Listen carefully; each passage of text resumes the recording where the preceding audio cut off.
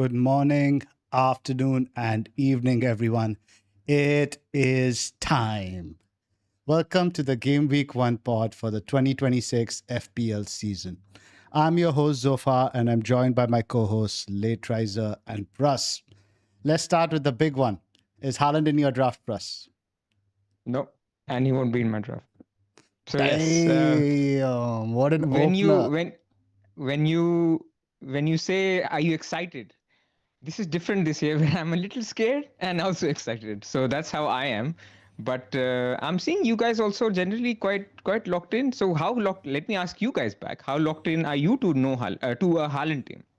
Yeah, Haaland is definitely in my team. I am more on the periphery, I would say about maybe 3 to 4 spots. And like it But all it's flows into it, right? If you downgrade one Arsenal defender, then you can upgrade 2 other spots, things like that. So those 3 spots are always more or but less big picture, connected. then you're fairly locked, right? That's what Yes, I'm saying. yes, Like very you're much locked so. on the strategy. And you, Yes, sir. LR? Yeah, fairly locked on the strategy as well. Okay. But yeah, baby, game week 1. I'm pumped up for that. I've Huge, been huge. oscillating between feeling FOMO to feeling calm every 3 or 4 hours. I guess that's most of us FPL managers as well.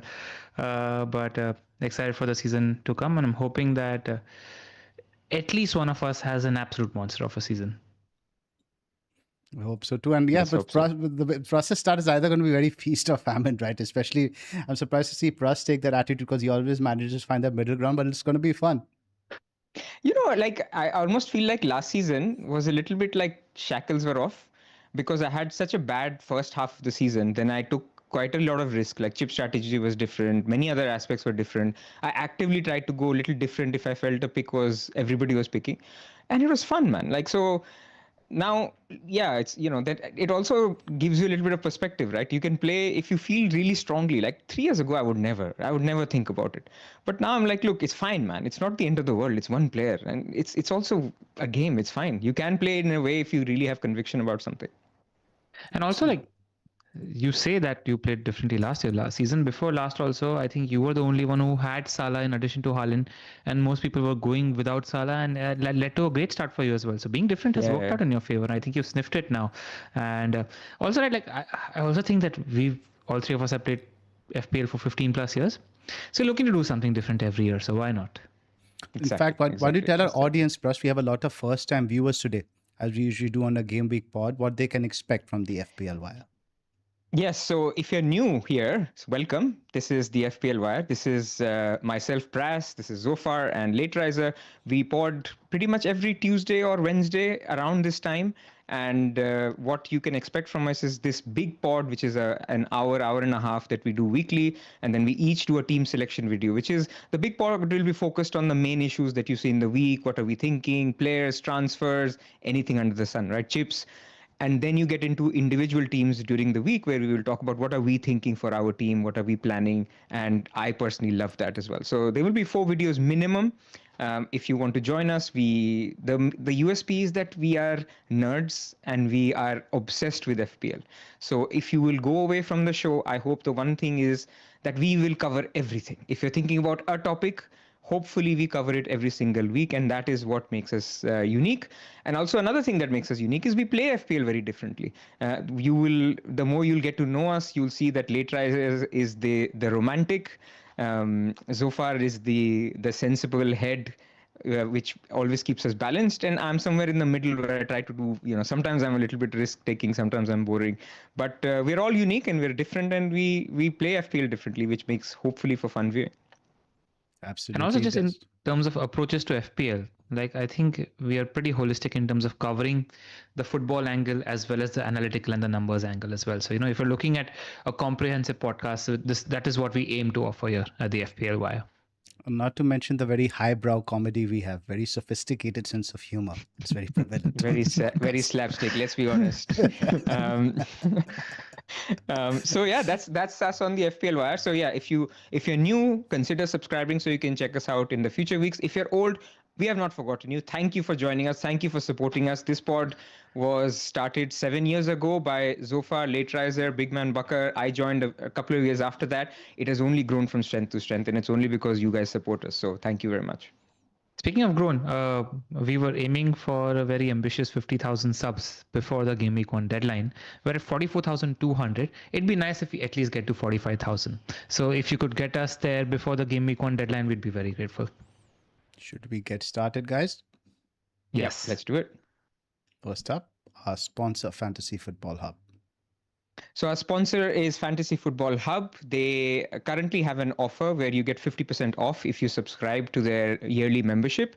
And there is another offer which you see here, which is you can, if you do not win your mini league, you get your money back. So it's an ambitious offer, but if you do read the terms and conditions and you follow on, then it's something that you can get on board with. You will see a link if you want to become a member, then you can use that in the comment section. It'll be the top of the comments, and if you do that, then that supports us as well. So Fantasy Football Hub. You can also scan the QR code if you want to become a member. And one thing I want to note is that the 50% off offer is applicable only till the Game Week 1 deadline. So this is the cheapest you're going to find the Fantasy Football Hub membership. 2 days. 2 days. All the links are in the description. And as you guys know, NordVPN has been a long-term partner of the FPL Wire. If you're bored of the streaming libraries in your country, with NordVPN, you can access content outside your region, get access to a wider library on your favorite streaming services. And if you're traveling outside your country, you can access your home library content. Every purchase of the 2-year NordVPN plan using the link nordvpn.com/FPL Wire will receive an additional 4 bonus months on top. You guys been watching anything? Or is it just Tinkertown, LR? Have you seen that meme which is we are not here for jokes. This is serious. This week is serious. You remember the one I'm talking about, where there's this guy who's holding a stick? Yeah, there's no time for shows, man. I've been watching FPL Podcast, knee deep in FPL Podcast. Planet FPL had an excellent correspondent week last week. That was amazing. The content, obviously, even us, we're doing so much. I've been doing stuff with Solio. Hub has a lot of pods. That's what I've been doing. And maybe in terms of shows, Ted Lasso, maybe that started a couple of Ted Lasso's shows. been decent. That's been fun. I watched Lucky a little bit on travel during the flights. Got about 6 episodes in. Starts a bit slow, and that's been fun as well. Non-TV show related, I was walking close to around 40,000 steps a day on holiday. So I'm very big on shoes. I spent around 5 to 6 hours trying shoes. 2 shoes I can recommend for anyone that's struggling with plantar fasciitis. And I know I'm going off topic. Are the Saucony Ride 19 and the Mizuno Wave Rider 30. If you have foot pain, plantar fasciitis, absolute godsends. Moving on. Nord also has an efficient... I got a show recommendation. Oh, I didn't know. I the thought FPL Wire. Go ahead. We're the FPL Wire. Traitors India. 3 episodes in. Oh, yes, I you did guys need to start that. catch up to speed and get on to Traitors. I already started that. So Once it's the pretty... storm settles after Game Week 1 It's a bit cringy, though. I think it feels even more cringy than last season. If you ignore the host, I think we're fine, because the gameplay gets into deeper territory the more we go, and it's just great entertainment as well. So I love it. It's a mix of psychology gameplay as well as trash TV. I think it's been fun to watch. I mean, they had me at Shweta Tawari, but let's move on. Nord also has an efficient anti-malware and anti-spyware protection tool. It highlights any attack and deletes it before it makes a mess of your computer. Grab your exclusive NordVPN deal by going to nordvpn.com/FPL Wire. It's completely risk-free with Nord's 30-day money-back guarantee. Sign up using the link in the description below. And also, one second, we have to pull up FootMob. Also, we've had the privilege and pleasure to partner with FootMob as well. I mean, I've been a FootMob user for the last 5 years, and they're my absolute go-to for on-hand football updates. And there's so much FPL integration as well. So if you can see, you can look at the lineups of a certain player, and in that game, you can compare the data of how you can see a Dango Uder versus Kevin Schade. You can see that the expected goals was higher for Schade, etc. If you're looking at the Arsenal lineup as well, you want to see what the data looks like. You can see in the Community Shield, Ben White got 11 DEFCON. This updates real time on the FootMob app as well, which is very intuitive, very nice to use. Their updates are very, very frequent as well. I mean, as soon as the goal I've had times because of me watching football on Hotstar, where I've gotten the update on the FootMob before I've gotten it in real time as well. So, you have to decide what you want to keep the notifications on and off for, because sometimes you might get updates faster than you want to realize. But yeah, I highly recommend it. It's great for FPL, especially for stuff like tech phone lineups, looking at the schedule on your fingertips. You can, and it's an absolutely free app. What I find really useful is I make sure I follow and star all the 20 Premier League teams on the app as well. So it just gives you the updates for the stuff you want in FPL. So download the FootMob app, scan this QR code, and just download it for free.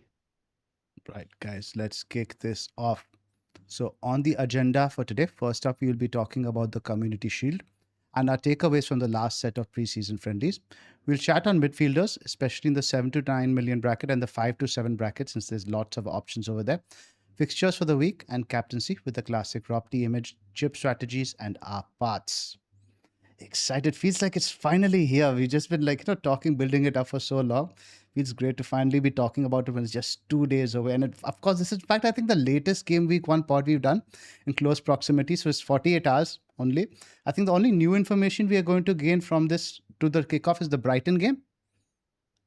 And random transfers that are happening these days, right? Like They're all today. picking up. Today, for example, Exactly. it seems like the Konsa news has picked up a little bit more so. It's done. Now even the here we go and whatever is done. Oh, has a here we go come as well. I missed Yeah, that. we've had the here we go. Pras can't quit Konsa. He's coming in on his wildcard in Game Week 3. Wildcard strategy is simply for Konsa. Now I can at least admit it, guys. Absolutely, guys. So first up, let's talk about the Community Shield. I only got highlights of it while I was away. So why don't you guys tell us more? Ella, go for it. I mean, I spoke about it at length on the team selection video I did, but a few things that stood out. I came to my senses. I was absolutely stupid in the first 2 weeks of the preseason, thinking I can bet against Arsenal defense. No, they absolutely outplayed Manchester City, and the addition of Declan Rice in addition to Bruno Guimaraes just means that they've got a lot more protection, and Saliba not playing, and now that even Konsa will be there, it doesn't affect them too much. They absolutely outplayed Manchester City. Must say though that Manchester City had 4 or 5 players playing for the first time. It was their first set of preseason minutes for the like of Nico Rally, Haaland, Doku as well. Doku is now injured, so they do have a sort of problem, Manchester City. And let's dive into these two teams as well from an FPL point of view, while we're looking at like Com Shield updates as well. So nothing new that we learned from Arsenal except Calafiori look really, really attacking, and he's now become the template defender because there seems to be problems with everybody else except for Gabriel.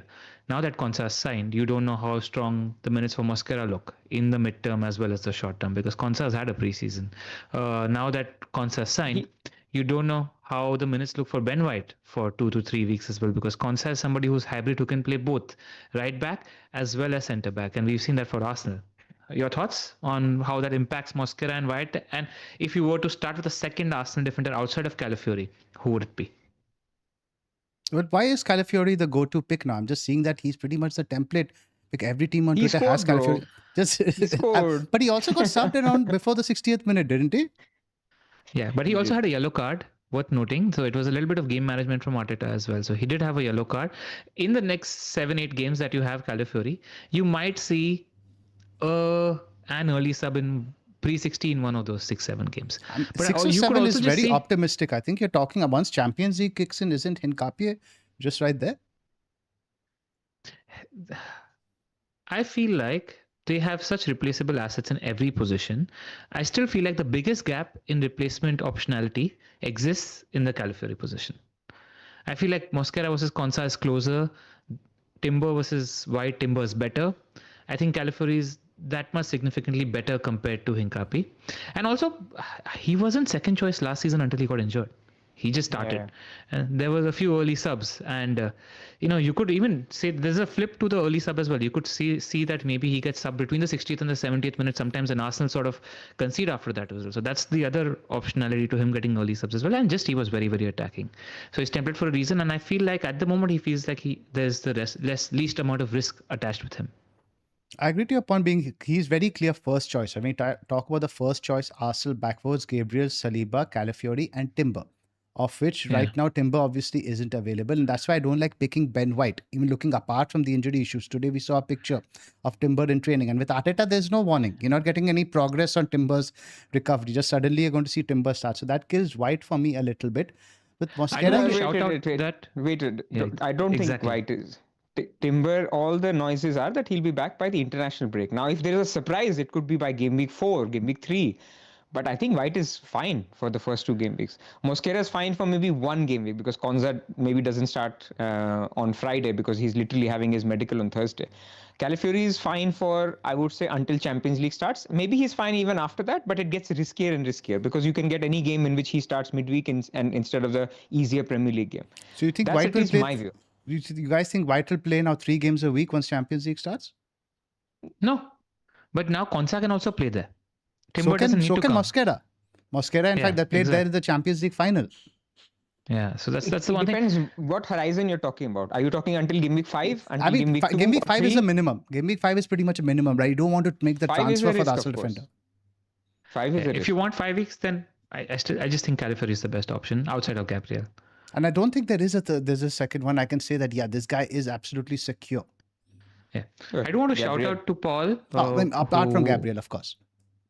Who tagged to Arteta's press conference, and actually his words were that they're just increasing his load at the moment. He's still not even training with the group. That will happen in a week or two. And then the journalist asked him, how does he feel he'll be ready before the international break? And Arteta said he can't say, maybe a week or two before the international break. So White does look secure, but I think Konsa adds to his doubt as well because he's capable of playing in the right back position. And it's the injury thing with White. I think even the last friendly, someone messaged me that he was playing with some strapping on his leg. So it's a fitness thing with him. I just don't trust as much. With Calafiori, I expect he's a Rolls Royce of a player. And yes, he did have fitness issues, but the underlying data for when he did play was absolutely spectacular. Even with some like 24 starts or mid-20 number of starts, he was in the top 5 for shots. So he has a set piece threat, assist threat, and also there's a partnership with Solis. I think that might develop on that side. So I definitely warmer to the pick, but I'm struggling to get a second Arsenal defender I really like. I just want to mention, for people that are looking at a bench boost too, I have like a 5% doubt about Calafiori also. Like you could easily say, see Arsenal playing somebody more defensive like Hincapi in game week 2. Just, I don't want to scaremonger, but I just feel much more confident about Calafiori playing in a game week 1 against Coventry at home compared to an Aston Villa away sort of tie. And if Marteta wants to go slightly more defensive in the matchup also. Just the slight doubt, I want to just put it There out is some risk there for sure. Yeah, for the bench boost too. That's one of the reasons why. It's not just the Brighton guys also. I'm more confident about a Calafiori in game week 1 as well. So yeah. I agree. But this is the upside with Coventry home is what we are chasing. Yeah.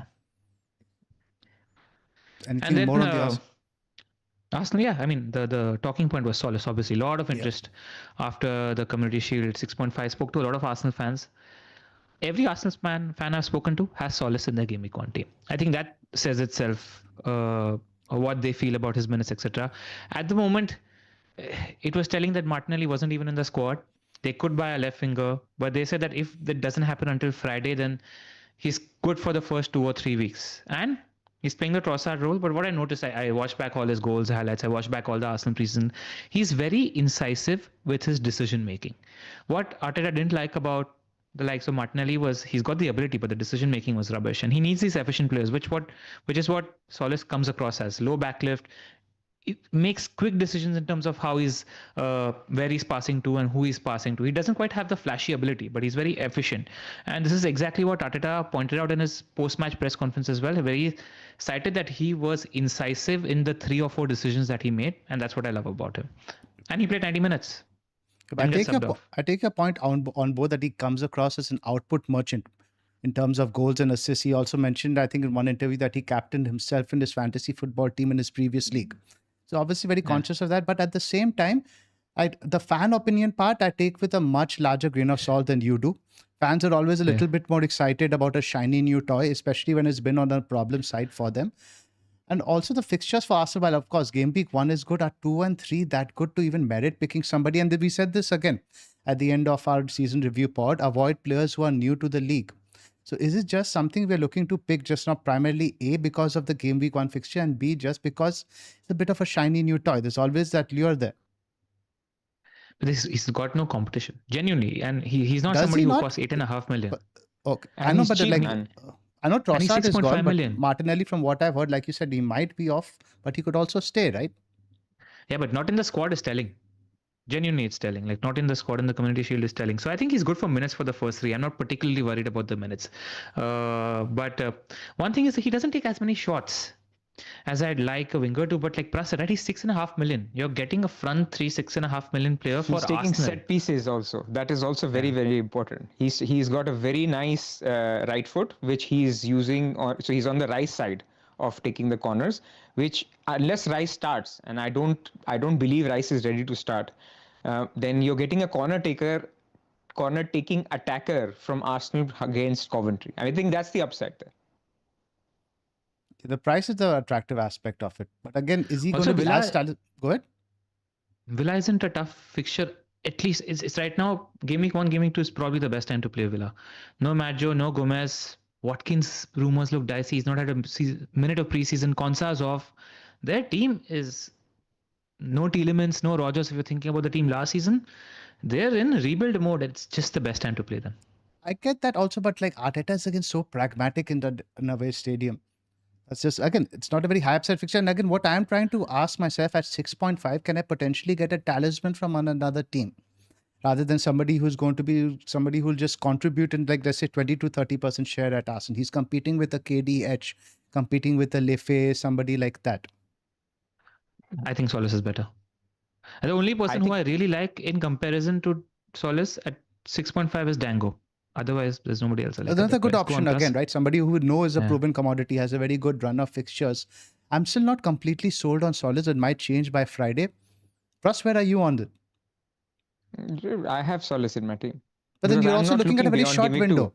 Exactly. Correct. For somebody looking at like a 5-week horizon, do you think it's like, because I don't want to spend transfers in that position. I have other transfers I want to make. If I was looking at a 5-week horizon, I would be more skeptical because you would think I want players who will definitely play. There's no issue. Nobody's bought. You know, they were in for Vinicius, so they were clearly not thinking Solis is their first choice 90 minutes guy, right? So that can change. But so far, I think what moved the needle for me was the Community Shield performance. I mean, preseason, he was scoring a lot of goals and was in a lot of assists. That didn't move the needle as much as how impressive he was against Man City.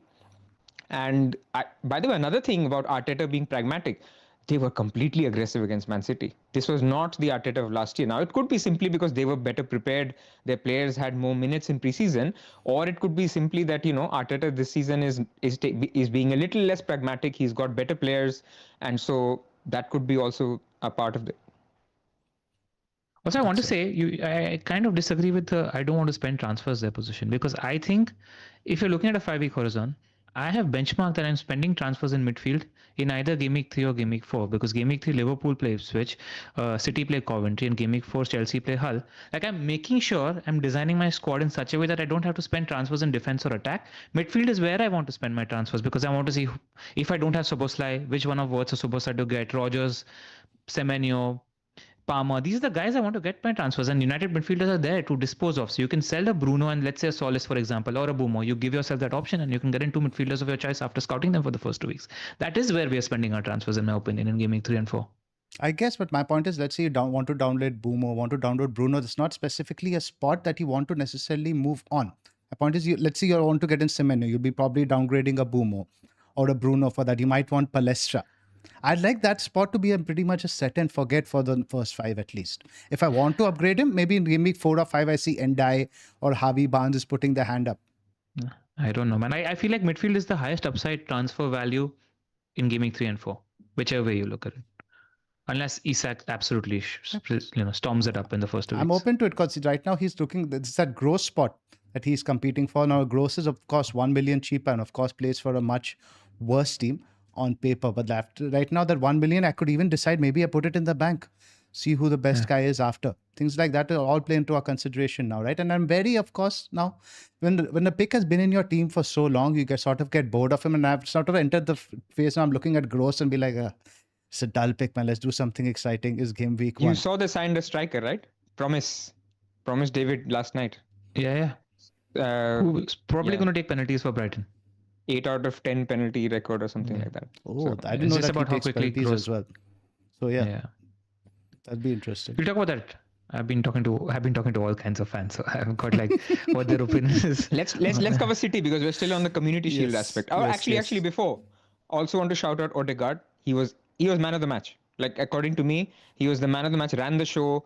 It was the old Odegaard who was a little quicker, but also more importantly pressing, finding the players. He was incredible and also very threatening. I think he was, because of Bruno, or maybe it was just a thing where it was the system, he was essentially staying up. He was not really coming back as much, and that made him very good from an attacking point of view. And when Rice is fit, Price and Guimaraes are going to do all the work. Odegaard can number 10. They don't need somebody who does both things. Odegaard can stay as a number 10 if Rice and Guimaraes are behind him. Move on from Arsenal to City. Yes. The Nico Riley show. Come on, Ella. Tell us, why should we all have Nico Riley? No, it's not that. It's City are so tough to read at the moment. There is genuinely such a debate between the head and the heart at the moment because they got good players, but they are screwed at the moment. I mean, one of the biggest problems that City have at the moment is Kovacic is the second CM, and I don't see anybody else who's capable of playing there except for Nico Rally maybe. They really don't have somebody unless they sign someone capable of playing. Their Doku's injured, and they like to play two wingers. Savinho might be going to Spurs. We don't have any information there at the moment, so it could look like. I was talking to Luke. I was talking to a couple of other City fans as well. It could look like either Ait Nouri on the left and Semenyo on the right. That's one of the things that could happen, or it could be Semenyo on the left and Cherki on the right. These are the two potential results of the Doku injury that we see. Foden or So I was Cherki talking could to be Luke. playing. It's likely Semenyo's on the right, and it's either Ait Nouri or Grealish on the left. So it could be either of the two. Yeah. Because unlikely that. Go on. I'm still wondering about that because why not just put more quality on the pitch and get Cherki playing? And Semenyo's ripped it in preseason on the other side, right? So it could happen. That's the problem because Anderson, again, somebody who's been thrown into a new environment, they didn't look convincing. And it's Maresca, it's a new manager. Even defensively, there were gaps. So it's difficult to read Manchester City. So that's the negative when it comes to Man City. Harden also had one good shot, and that's the difficult bit when it comes to Manchester City. The flip side of that, it is still Manchester City. It is still Erling Haaland. He still has 0 goals in so many Community Shields and 8 goals in Gameweek 1. Like that is the difference that he showcases between Community Shield and Gameweek 1. But it's under Maresca. It's difficult to. So when you're talking about error bars, I feel like the error bars are so wide when it comes to Manchester City in specific for the first 2-3 weeks. So that's the debate on Haaland versus no Haaland. And outside of that, Semenyo was fairly quiet. Arsenal doubled down on him. I still expect him to start the season really well because he will need to step up. I don't think anybody else is going to step up for that team outside of Haaland. And Nico Rally, as we predicted, was exactly box crashing, ancillary, second fiddle to Haaland. So the debate in my head is Nico Rally is just a great pick that I cannot quit. And I love him, right? He was great for me last season when everybody sold him. Nobody clocked his brace. So there is good relationship with him. From an attacking point of view, I'm very convinced about him. I'm just not as convinced from a defensive point of view because do I expect Bournemouth to score against Kovacic in Game Week 1? Probably. But then the future planning is something I'll talk to you guys when I talk about my team because I don't see a world in which I don't get him in Game Week 3. So that's why I'm just hoping that Maresca is pragmatic. But Nicoral is a good pick, but I understand why it's difficult to fit in for everybody. I see Guardiola's stock has gone down a little bit again. Disappeared from most of the template drafts. I think it's a little bit to do with City's lack of defensive solidity and it's pretty much O'Reilly who's getting the forward role from the defenders, right? Yep. It's pretty much. I mean, I visited the forums. There is like a 90% of the people who think that O'Reilly play this role, but there are 10-15% people who think Guardiola might come back in terms of them being more solid in this role as well. So I just wanted to say that it is a slightly risky pick if you want to go there, but there are a few picks that I think are worth the risk in terms of minutes, so I'm going there. Yes, I think if spending for City defense, I was tempted to find that 1 million extra for O'Reilly or just skip it altogether and see how things go maybe a little bit later. Because like you mentioned, I think Bournemouth very capable of scoring. Coventry, we are maybe underrating them a little bit. We don't know how Lampard's going to adapt to the Premier League. And then the other game week 5, we're talking about Sunderland. Game week 4 is United away. In Palace away isn't like a banker clean sheet. So more open to going without Guard for sure. But from an attacking point of view, like every time I've seen Palace and Bournemouth defend in preseason, they look helter-skelter at the moment. They look like they're pressing aggressively. Again, new defenses for both of them have lost their marquee defender. So I think while they might be decent in attack, defensive capabilities or vulnerabilities might come to fore in the first 2 weeks for both of them, which is the risk for people like Pras who might be going without Haaland. Yep. And I want to mention that Everton also play these same two teams. We'll talk about the Everton once we get there. So, Pras, anything to add on the defense? We move to midfield. No, pretty much spot on. I want to ask you guys though, like how do you read Maresca's defensive capability? I'm asking very selfishly because I'm debating that in my head all the time. So the thing is, right, we had this discussion in the morning. You mentioned that Maresca was pragmatic. Now, what happened was we lost Colville at the start of the season. So what happened was he ultimately decided that we can't really defend. So let's just keep the ball more and not take as many risks in terms of our positional play. It wasn't that much in this first season in charge when we had our fully fit defense. So I don't think you can really apply a strict, clear comparison to his second season at Chelsea to Man City. He's not, a lot of people considered him boring also. I remember the season at Leicester.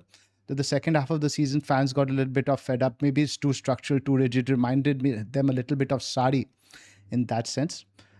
I think it just needs a personnel to blend in because you're throwing Elliot Anderson in there. You potentially lost Rodri in there. Just takes some time, but he is a good manager. I think, let's say, if you ask me to give an approximate number of clean sheets, let's say out of 38, I think 14 to 15 clean sheets is what we can expect, which is a good number. That's quite a bit. All right. Plus, are you skeptical of the defenders? You have O'Reilly in your draft as well at the moment, right? Yeah, I What's the do. But thinking? there is a little risk with his minutes. So I'm debating if I go to him or Palestri. We will see. But when we talk about my draft, but I want that kind of a spicy pick. That's the point of an early wild card. So Fair. I like it. Fair enough. All right. Cool. So that's Midfield, City and Arsenal cover. Elliot Anderson was quite popular the last time we spoke, boys. So Anderson was actually a big one. He took corners over Foden. So if he's going to get that and be good for DEFCON, then actually he could be a pick. But I think it's a little early to determine all of this. Like if Cherki is the one who starts, then Cherki took over the set pieces when he came on. So it's a little early to say what Anderson's role and this thing will be. Like at 6.5, like I would easily prefer Solis if you wanted to start there. And then later on the season, like monitor. But with Anderson, the thing is, there was one scenario where he could be playing alongside Rodri and then bomb forward a little. Now Rodri's gone. So it's pretty much like he will be that DM. So then you get into the argument of if you want a simple DEFCON guy, then you can go lower. There are guys at 5.5 who could probably match that. And unless he scores a worldie, like you're not losing out on too much by missing out on him Gameweek 1. He's a wildcard pick if he shows whether he's worth his weight in gold. The other popular midfield pick, of course, is Antoine Semenyo. Built a draft trying to shoehorn him in. How was he in the Shield? Got doubled up on by Arsenal. So I don't know how much you can read from them playing the best That's true. defense It's in the Arsenal. league. That's you have to do, like, obviously Yeah. take that with a pinch of salt. But again, the problem is with the attack being so much dominated by one winger. We saw this obviously at Villa when Grealish was there. Teams focus so much on that side, they don't necessarily get that sort of output. That's why you need the other winger on the other side to draw the defenders. Yeah. So yeah, decent pick still. I still don't think he'll start the season slow, but he's competing against other midfielders in the 8 Where million is he in and the 7.5 pecking order million. now? It's game time, right? We have to talk about where he is in the pecking order versus the United mids. Let's say Bruno and Bumo. I think he's lower. We in agreement on that? If you're looking at a 2-week Early horizon, he's season. lower. If you're looking at a 5-week horizon, I think he's still above Bumo. Agree I with don't that. know about that because I think Bumo's still on the right wing also, even if he loses his centre forwards. But of course, the minutes, if they start looking dodgy once the Champions League starts, I'd be better. But I think Bumo just seems much more output merchant in terms of goal threat, especially more so than Semenyo. Yeah, but he's going to share minutes. Like whereas Semenyo's playing 90, 90, 90. Like even Yeah. more so now. And by the way, Yeah. if Haaland does go off, like we can have a prediction on Haaland minutes in Gameweek 1. Semenyo should be the one taking penalties. Like there's literally Yeah. nobody else behind him. So he has that. He is the guy. I feel after Haaland still. Yeah. That's I think very he's much clear. above Bumo if you look at a 5-week horizon, not spending transfers. I won't be surprised if Bumo is just sold by everybody in Gameweek 3 or 4 en masse. Because everybody's going to look at selling them to get the likes of Rodgers, etc. Everton isn't a great fixture for Bumo. That's the classic deep block Moyes. Yeah. 4 actually might be a bit better for him. So Yeah. So I think Okay. Bruno's obviously clear. I think we can discuss now between these two guys. Now I mean, the next category- midfielders deserve a full discussion, so we can get into them next. Okay, if you let's just want do to that stick later. to- Let's finish up City first. Like you mentioned. Yeah. So again, Haaland, anything City's to talk done. about there? I think Haaland we've already discussed. Let me just say something about Haaland. Like people assume that because he got taken off on the 55th minute or didn't score or whatever, that was bad. The fact that he started was actually great.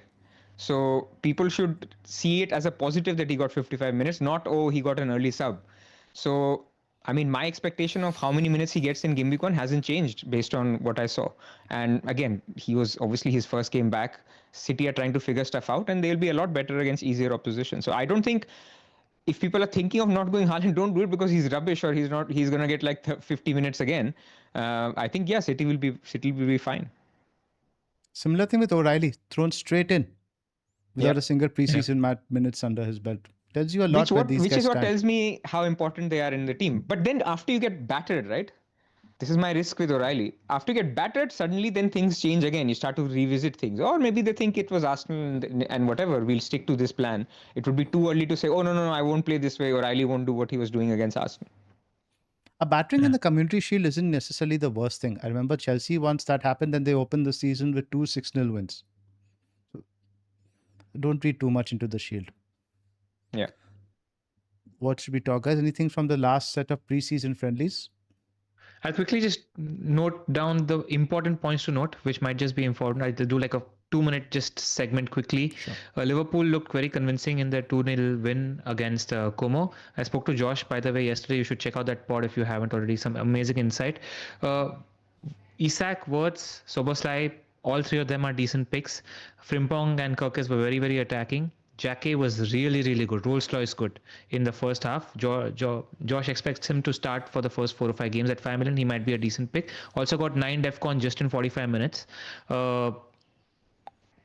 Worth noting that he mentioned that Soboslai could get the last 20 minutes as the number 10 because Wirtz got subbed off in 70th, 75th minute, and McAllister got to play in the other preseason friendly as well. So that's important. And while he thinks that Isak might be on pens, he's hoping that Soboslai is on pens because he has the better penalty sharing record. And Liverpool is just an important conversation to have, which we'll discuss when we discuss the midfielders, I reckon. Other points to note in preseason is that Brighton had Minte injured. Hinchelwood played as almost like a striker. They've signed a new striker as well. Gross played as in central midfield. Brentford had a 7-0 thrashing of their opposition. Shada scored 2 goals and had 2 assists. Dango Utara scored. I saw the highlights of the game though, and I must say that Frankfurt's line was very, very high and they were defensively not looking the best. That said, it looked like the first 11. So Ayer, if you're looking at a 4.5 million defender, looks like the starting defender. And Sangare looked really, really good in midfield. Chelsea, João Pedro train keeps marching on. The important point to note, and a lot of people have started finding place for him in their draft, in addition to João Pedro, is a certain Morgan Rogers, who was like Doku and like O'Reilly and Haaland, thrown straight into the mixer, and he got minutes. He got 70-75 minutes in the preseason, if I'm not mistaken, scored a goal as well.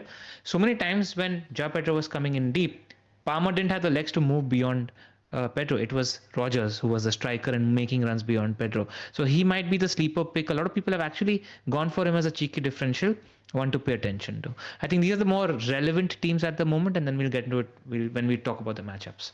You talk to me about Forest a little bit. Neco Williams is very much on my radar as my, like, let's say, my second most expensive defender after the Arsenal guy. He's attacking, and him and Morgan Gibbs White are overloading on the right hand side. He's on corners as well from one side. It's just that their fixtures right after game. Is he not on the left hand side? I think Aina is on the right hand side. Never mind. Go ahead. Yeah, on the right hand side with Morgan's Gibbs White. Sorry, they switch a lot. They switch a lot as well. Yeah, we get some DEFCON. It's just we don't know because they're still. It's going to be Makati and Sangare in midfield. And that's a problem, right? So we don't know how quickly they're going to adapt to Glasner's system at the moment. I mean, if I have to straight recommend to you, I almost feel like I think I like Mohammed or Vuskovic more for game week 1 for your team. If you're looking at a 5 million defender, I don't think he's my favorite 5 million defender as things stand. Outside of Maguire. Because I've got Rodon in there. So I already got the Leeds. Yeah. I'm not sure. I spent the extra with Brighton. I'm already maxed out. Is Gomez fit? Yeah. Somebody's telling me that Gomez is injured. He limped off Waverley in the last preseason friendly when we'll have a Hustler press We'll see him conference tomorrow, right? and we'll get information about Brighton tomorrow. That's fair enough. Yeah. And has Hume not been playing right wing anymore? Mukiele also had an injury in addition to Mukiele, so that's why he played right back. Okay. So Sunderland is actually interesting. Alderete is also injured, Mukiele is also injured, and Munier is also injured. So you could have Hume play right back and O9, which is the 4.0 million defender, play centre back. But you have to listen to the press conference. If any one of them is close, then the O9 party is over. And actually with Hume, if Mukiele is back, then Hume could actually play further forward. Yeah. So it's that press conference is going to be very important. Because the last information we have is that Mukiele and Alderete are touch and go for game week 1. So it's very, very close. Yes. So the last quote I read that he expects them to be at least on the bench for game week 2. Yeah. So we have to pay attention to Friday's presser or Thursday's presser, whenever that is. I'm glad we touched upon that. Move on from this. Yeah. These are just points to note, and then we can get into the matchups and strategy because I think that's important for our game week 1 pod. Let's talk about the midfielders. Can we talk about the more expensive ones first? Because I think they're very, very Sure. important. So Very this is an good. important conversation, right? Because there's so many people competing for the second and the third and the fourth midfield spot in our teams. And I'm talking about Szoboszlai from Liverpool, Bumo from United, Rogers and Palmer from Chelsea, and Semenyo from City. So I'll come to you, But Pras. poor Foden. We don't even talk about Foden anymore. And Foden. Guy's even Foden. starting, man. Foden. And Solace. Look, now in the 6.5 million bracket. Maybe the lower bracket we'll talk about Solace. But how do you rate these guys? What's your perception here? So I think out of all of them, Szoboszlai is the set and forget. If you want to be chip agnostic, if you want to have a short term, long term, Szoboszlai is just good. Watching him very closely, I've been watching Liverpool friendlies very closely. I've listened to a lot of fan discussion.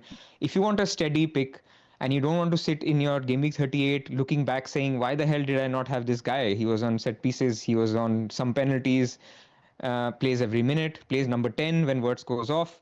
Just seems very good for 7 million. So that's the... Could have pens. He mentioned that. And if Isak goes off, will have pens. So like he's a very solid pick. He's everything that we talk about in terms of route to points kind of pick. I don't add defcon too much, although under Iraola, that kind of a position also sometimes does defcon. So we will see on that one.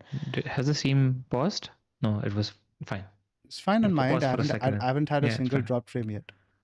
Cool. Yeah. Cool. Go on, then you get into other picks that are higher ceiling picks that you pick for different points in the season. So Szoboszlai you leave.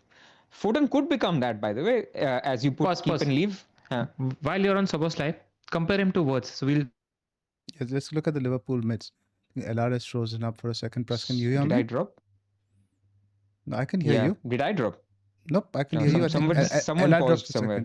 LR dropped for a second. Okay.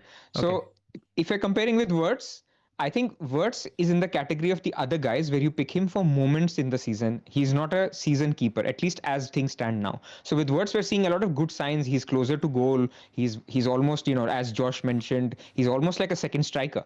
So that is very appealing. But what is not appealing is that it's just that. If he's getting 70, 75 minutes, close to striker, no other set pieces, no other route to points, then you're like, I can get him if he's playing 3 promoted teams in 6 game weeks, but I don't want to have him for longer time. And I think that also fits the same category with Mbumo, fits the same category with Semenyo. These are all similar in that points where you will probably get to them, but you don't want to hold them too long because they're not that cheap either. And if you're comparing Szoboszlai to Wirtz, I was on the fence earlier. There was times where I was there was an appeal to go Wirtz. I think having thought about it, it is Szoboszlai between the two. I'm in agreement with you. I very much started the preseason thinking I prefer Wirtz to Szoboszlai, but I've watched the last full preseason game for Liverpool, and Szoboszlai just picks his moments really well, and he's just a far superior player suited to the league right now. Every time I watch Liverpool, I'm like, this guy is the best player on the pitch, hands down, no questions asked. And no sorry about that. New viewers. So yeah, I'm in agreement with you. The how I'm consoling myself is I'm starting with Bumo because he's got the 2 promoted teams. Genuinely, if Szoboszlai gets a penalty in the first 60 minutes against Newcastle and he takes it and scores it, I am selling Bumo even game week 2 if I have to. I'm thinking about him getting him game week 2 because Szoboszlai at 7 million on pens is a cheat code. And I think similar applies to Isak. If we come to know who's the penalty taker, both of them go up 1.5 million in value in terms of our perception. And I think they're just, you need to get on them as soon as possible. Actually, my recommendation to you, Pras, if you're going without Haaland, is to get both so that you're covering the Liverpool penalty at least in terms of whichever way you're going. So yeah, that's where I am. That's why I'm going with Bumo game week 1 because I'm telling myself I'll judge which midfielder I want and then I'll get either Wirtz or Szoboszlai. But if picking between the two, I think I've come around to Szoboszlai being the better pick as well. In terms of the Liverpool mids, now the thing with Iraola that concerns me is the fitness demands. I just don't think that Wirtz is there yet, but I think Szoboszlai is one of the most fit players in the squad. That matters to me. I'm going to get a guaranteed 90 minutes irrespective of what happens in the Champions League in the first 5. And with so many routes to points, he's fine. But again, we repeated this on the last pod. If you're going to get irritated by a guy who's getting, like, let's say a 0 XG per game, don't pick Szoboszlai. Is somebody you're pretty much going to have to pretty much set in your pick, I think, for the next 3 to 4 weeks. And if you don't see necessarily the output in open play, that will still come. I don't see 0 XG per game. I don't either, but Like, there were occasions when it happened. Of course, under this system, it might be the case, but he's a pick you have to be patient with. He's not going to always pass the eye test. And we're all three guys who can do that, but we also have an audience who necessarily might not understand that, okay, this guy, why is he so popular? yeah. And for both the Liverpool midfielders, if you're starting with them Gameweek 1, I don't see you spending a transfer there for the first 5 weeks because Newcastle, Forest, Ipswich, Fulham, Bournemouth are great fixtures for your attackers, in my opinion. Absolutely. Now, if I want to double up, the entry point in game week 3 when Liverpool have Ipswich away as an exit point for Bumo is fantastic. Yeah. That's what I've looked at it as a potential transfer. For people worried about Bumo's minutes, I don't think they need to be worried about Bumo's minutes in the first 2 games at least. He's been a sharpest boy preseason. He didn't start the last preseason game because nobody else, because the likes of Cunha, etc., didn't have enough preseason minutes in their legs. So Carrick used that game to get everybody's sharpness. I'm expecting him to start game week 1 and 2, but could you see him subbed off in the 75th, 80th minute? Wouldn't surprise either of me or Pras. And like you mentioned, like now about the Liverpool mids versus Bumo, I still can't overlook Bumo for the first couple of fixtures. And I think if a Liverpool midfielder has to be sacrificed for the first 2 games for Bumo, depending on your team structure, I don't mind that. Because again, I don't think the first 2 fixtures for Liverpool are that great. Newcastle do have their troubles, but it's still at St. James Park. And the second game is against Forest, who again, Glasner will know how to organize the defense. So if you have to pick between, let's say, a Bumo and a Liverpool mid, the choice is very easily Bumo for me, at least for the short term. Yeah. But one thing Josh said is Liverpool are just right now designed to attack at the moment. They have more problems at the back compared to attack. So I feel like they could just be good for goals. Absolutely. we don't And know that. I think most of us are looking at a team of Bruno, Bumo, and a Liverpool mid. I've seen most people with either Wirtz or Sobo. Now it's drifting it back to Sobo. There was a period when Wirtz stock had gone up. I think when he was taking a lot of shots in preseason, but people have come back around now. It's the same boredom factor because Sobo was a pick everyone got in like day one. As preseason gone down after a couple of weeks, they're like, well, what can I do with this spot? I had put Semenyo there for a second. Things like that. Semenyo also, by the way, I think is an underrated pick. If you don't want to spend a transfer for the first 3 or 4 weeks, I think Semenyo is fine for the first 4 or 5 weeks. It just that's there, and then there's one name in addition to this bracket, and that's Morgan Rogers, who's the sleeper pick in this bracket, in my opinion. It's just that his minutes in Game Week 1 are questionable, but he could just play that ancillary striker role for Chelsea. Yeah, Gibbs White as well. I think he's also interesting at that price point. Although I particularly think he's a little bit too expensive, but he could still explode. Like he doesn't know his price, right? So I think he's also interesting. All right, so let's do the rankings. If looking at a short-term horizon, 3 weeks only, who's your number 1 and 2? Bumo. Number 2? Semenyo. Pras? I mean, if you're including the 3rd week, then that includes Coventry home, right? So then, yes, I would add Semenyo there. But then there's a massive price difference also, right? You have to mention that. $1 million between the two. But Szoboszlai for 7, like the fact that we're talking about him in the same bracket with these guys, I think he's just a sensible. And Szoboszlai also has Ipswich, by the way, game week 3. So exactly.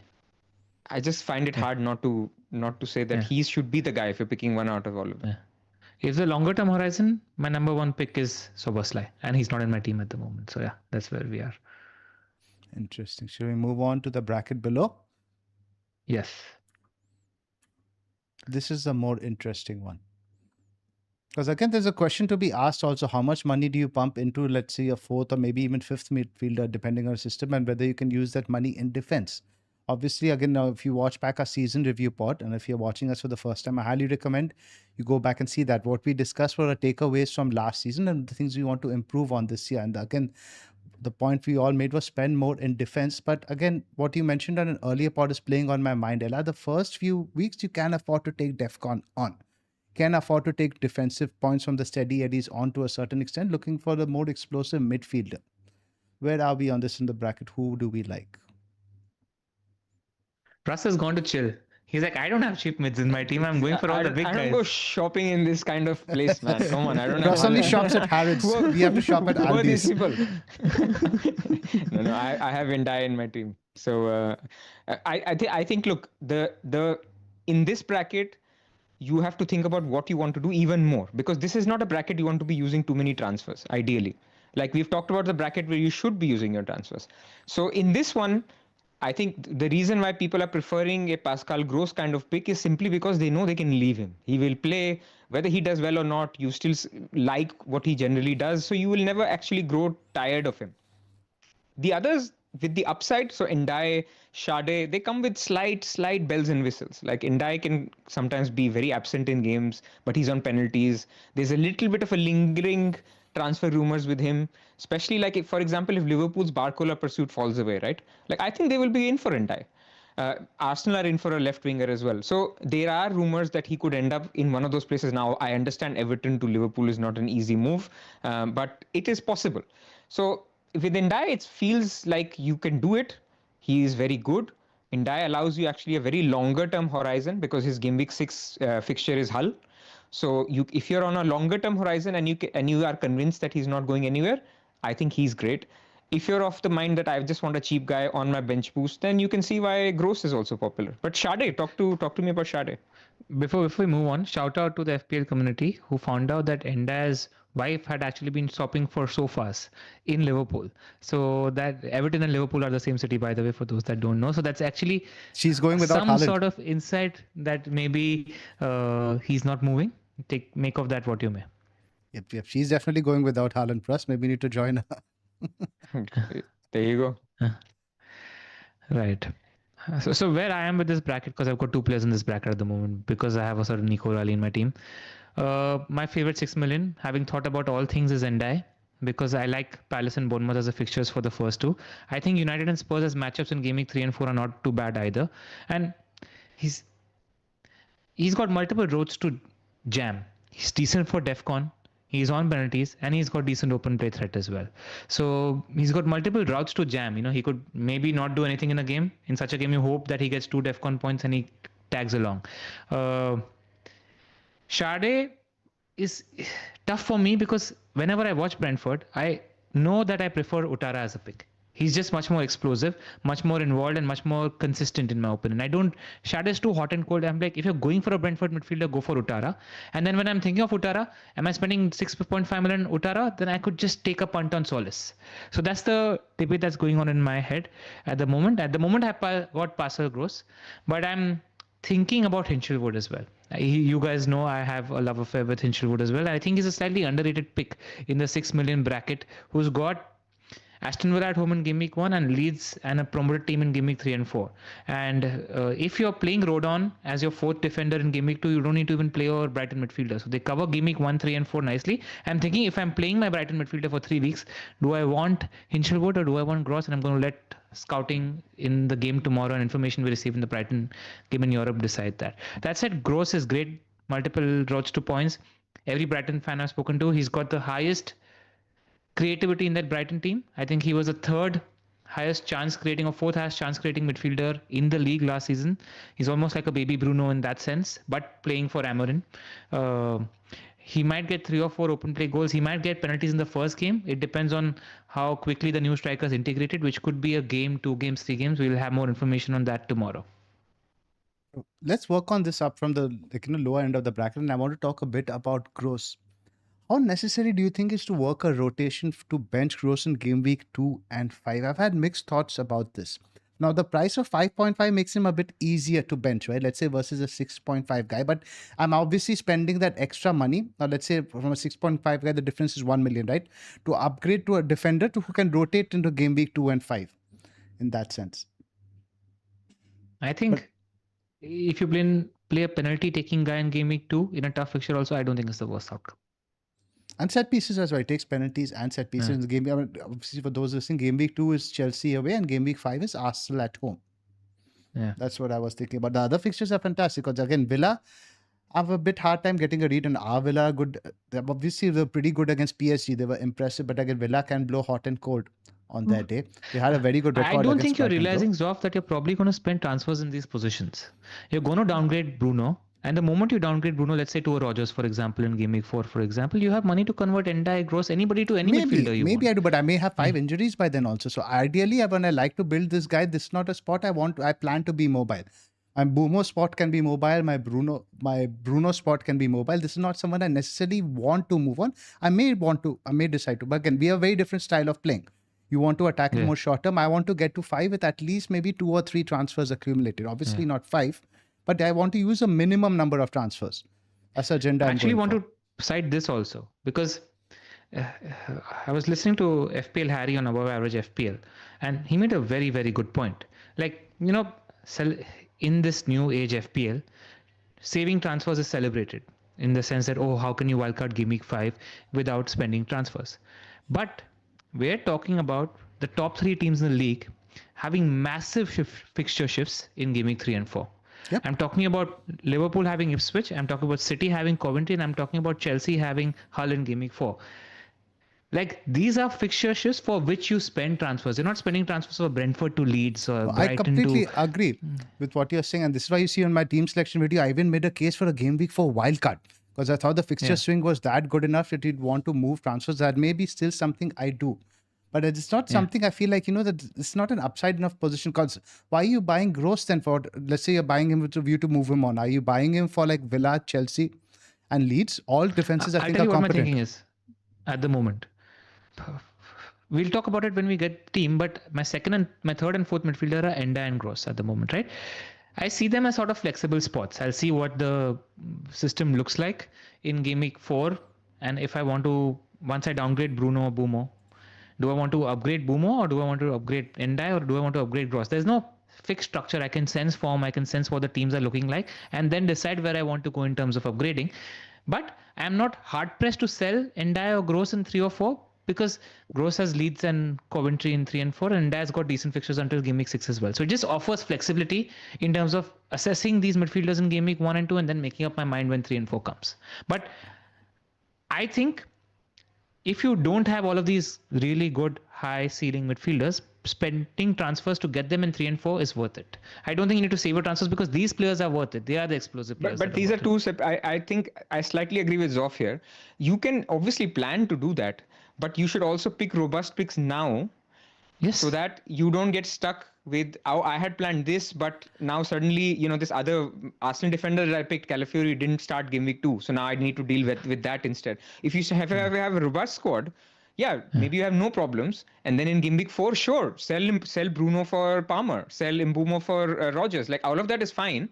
But you don't have to pre-plan and say that I'll go for picks that I only have for 2-3 weeks. That's all I'm trying to say.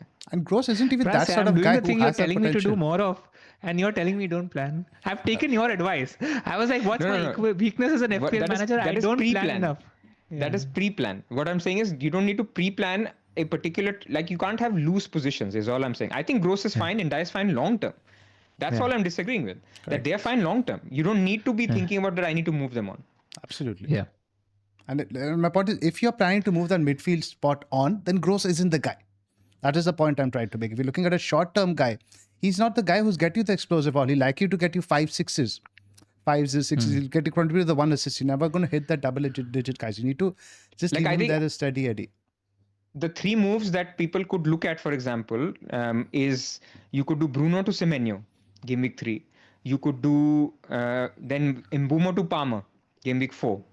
And that's worth it. Like you've seen Man United good fixtures. You've then got Semenyo at the right time.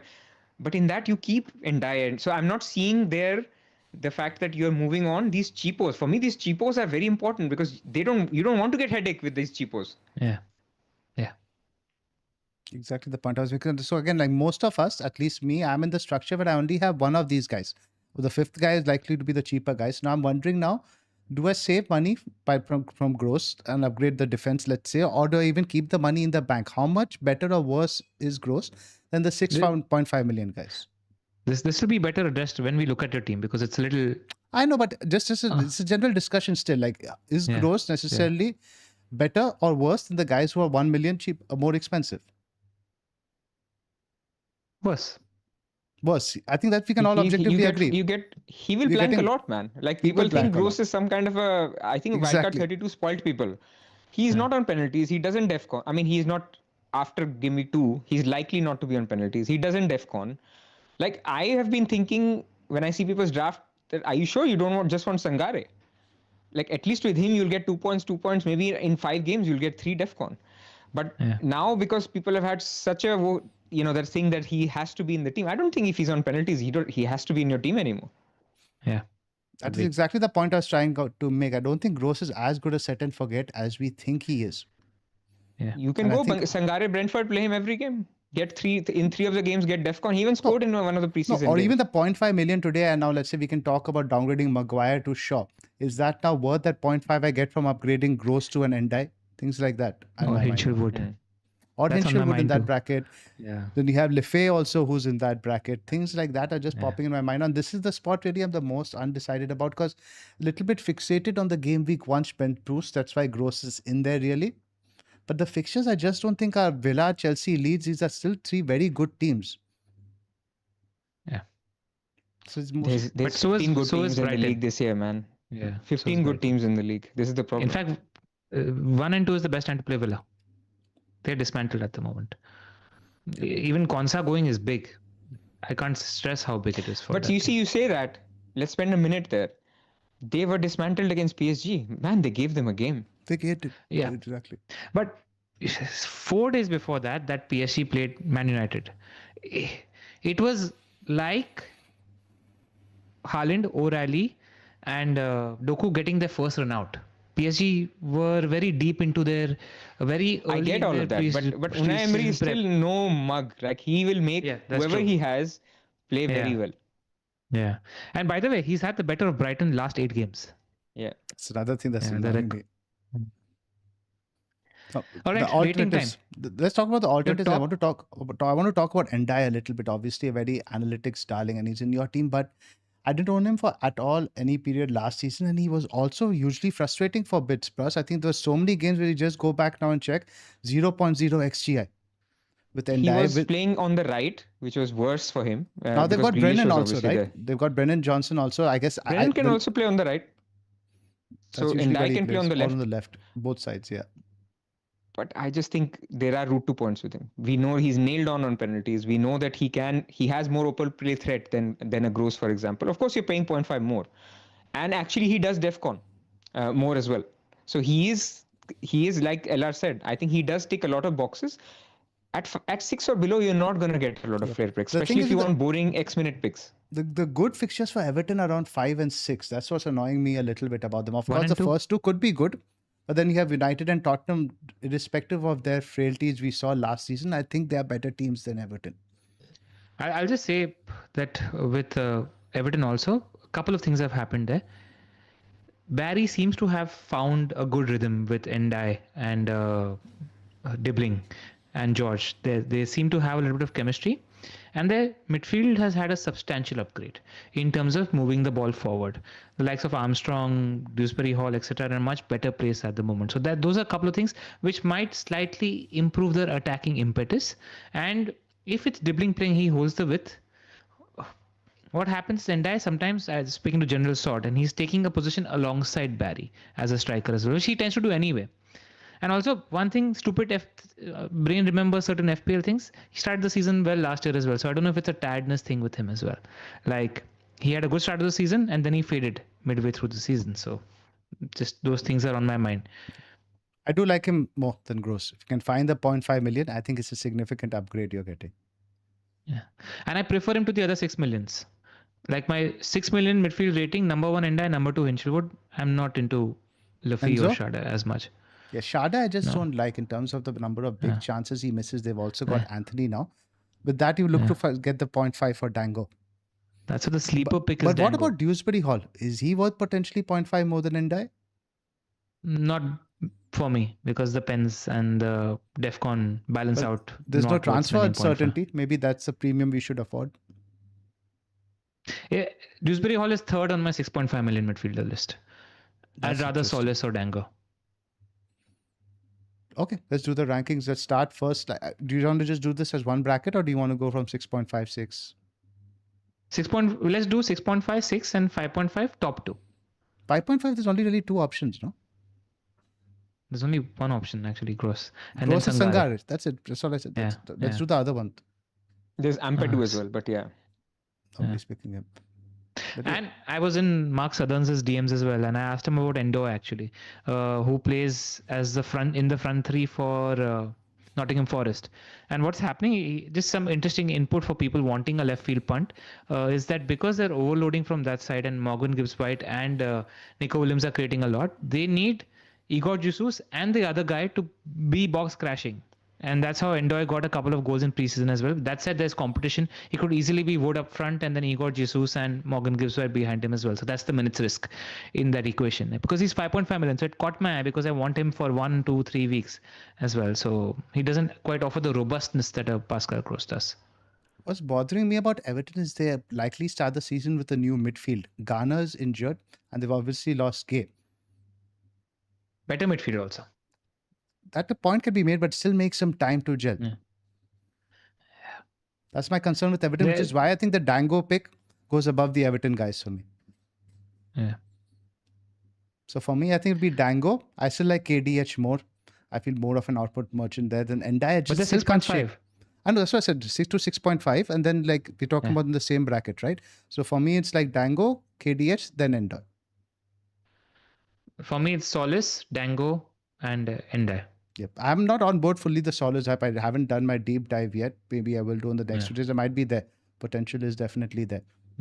Pras, where are you? Yeah, I think Solis above all of those guys, especially short term, but it could even be long term. Like he could be nice. Like imagine it Trossard nailed at 6.5, right? Pretty nice. Yeah. So and Odegaard in that category as well, right? I mean, some Arsenal fans are very, very bullish on Odegaard, but that's a little bit more of a leap of faith, given what we saw in the Bruno and Rice Bruno signing as well. But anyway, I think Ndai is fine. Ndai is good long term, and that's what I like about him. I'm not really on board with the Brentford picks because I'm not sure what I'm seeing, because I also see Ayer in some people's teams, and people are asking why don't you have Thiago? Like if I'm looking at their fixtures, in the first 5, they're playing Spurs and Leeds. Those are good defenses last season. Now, Spurs have had a few injuries, but Sunderland at home, game week 3 is the good fixture. Then Bournemouth away and Chelsea. These are their first 5. The first 4 are decent from an attacking point of view. That's the only thing. But they're good teams. That's why I'm swerving them. It's very hard. That's why Spurs and Leeds is hard. You can spin the same argument for Everton also, right? You have United and Tottenham in there in 3 and 4. United is at home. So that one, we know how United are when they're away, and Everton batter us every time. Not batter, but they have a good record against us. So it's slightly different, but okay, I'm agreeing with you. But then why not take the penalty taking guy, right? Yeah. Like Ndai over Otara. Ndai, if once a transfer window passes, he would definitely go much higher in the ranking. I just still can't digest the fact that he might not be at Everton come game week 3. And Ndai has Ipswich at home game week 5. A lot of people are looking to wildcard in game week 6. That also matters, right? If you can keep him longer term. And if you want to go even longer, he has Hull in game week 6. Cool, guys. Wrap up this bracket. Yeah. Number 2, by the way, 6 million is Inshupert. I just want to put it out there. I want to give my boy some time in front of the camera. Yeah, that's it. Well done on covering this important segment. I mean, forwards. We're not going to cover strikers. I think there's one striker we should talk about. Who is that? The Haaland Pedro DCL template is there for a good reason. But certain people are dropping Bruno Fernandes, who costs 2.5 million more than Isak, and are going for Isak and are getting slightly more big hitters in the draft. So what are your thoughts there? It's quite interesting for going for Pedro, Isak and Haaland as a front three and dropping Bruno Fernandes. Thoughts? I just like Bruno's routes to points way too much. And with Tielemans in the side, I expect him to be even better than last year. Just in a settled side, settled role, quality player, I would put him higher than Haaland for the start. And the better fixtures first too. You are listing my game week 3 wildcard, man. That's what you do in game week 3 wildcard. You take out Bruno, you take out Mbumo, you get Isak, João Pedro and Haaland as your front 3. And you have Palmer in your team as well. Yeah. But to start and you have Nico O'Reilly and Tarkowski. He's a great punt game week 1, Isak, I reckon.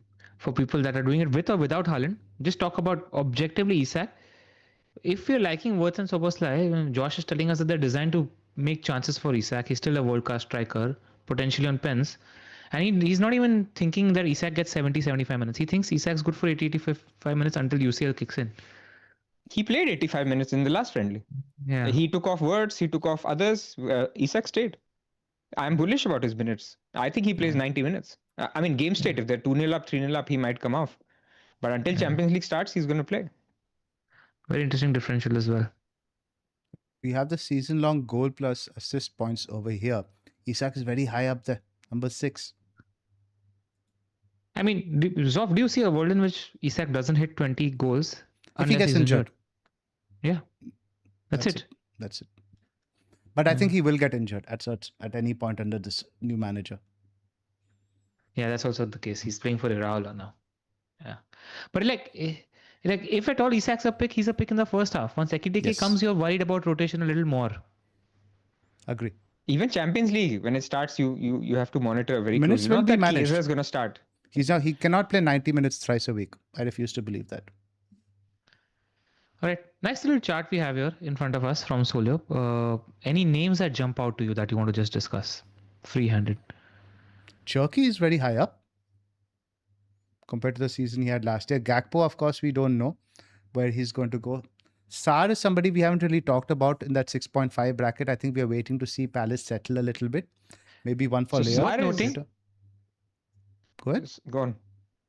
I was just saying that it's interesting to note their manager is very, very downbeat at the moment. So the vibes at Crystal Palace are very, very low at the moment. He said that we are very, very late into our preseason. We have 3 or 4 players injured. We are still 2 or 3 weeks away from getting into full flow. We're not ready yet for the Premier League season, which I thought was quite telling as quotes. Same, Newcastle said the same. Yeah. The Newcastle manager said the same? Exactly. Oh, that he makes me specifically said we won't be ready for game week 1. Yeah, they need people. They need personnel through the door. I'm scared. So Solus is right there, just outside the top 20. Quantum of Solus is going to be such a popular team name this year. And no. Exactly. 20 people just noted down their team name right now while you spoke. Yeah. But in terms of the Arsenal guys, he's projected to do even better than Havertz, man. Yeah.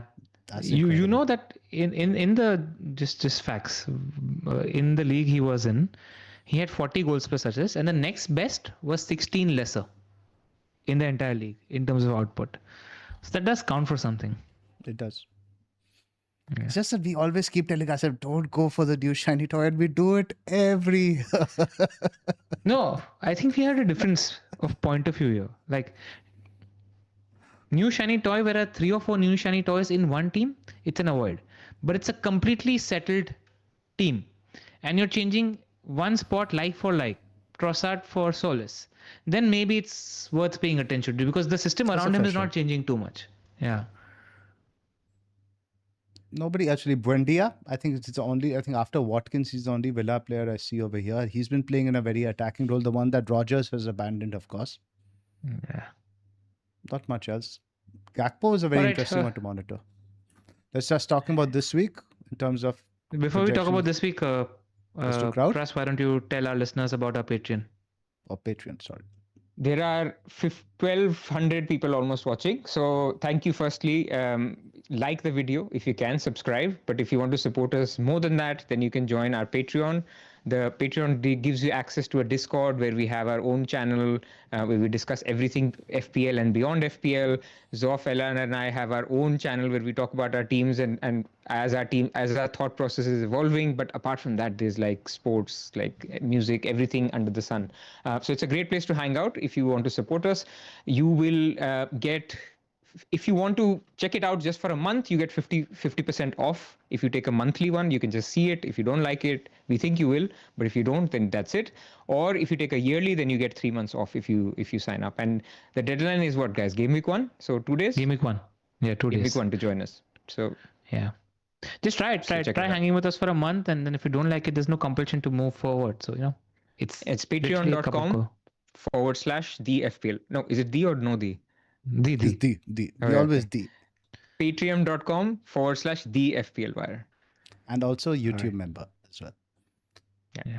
So guys, and while we're at it, make sure you're hitting the like and subscribe button as well. Remember, we have a 45,000 subscriber target for the Game Week 1 deadline.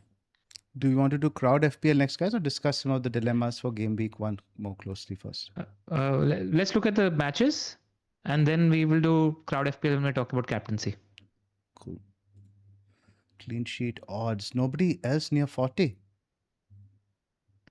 Wow, Arsenal. So Man United, yeah, United pretty much. And City are as low as 33 at home.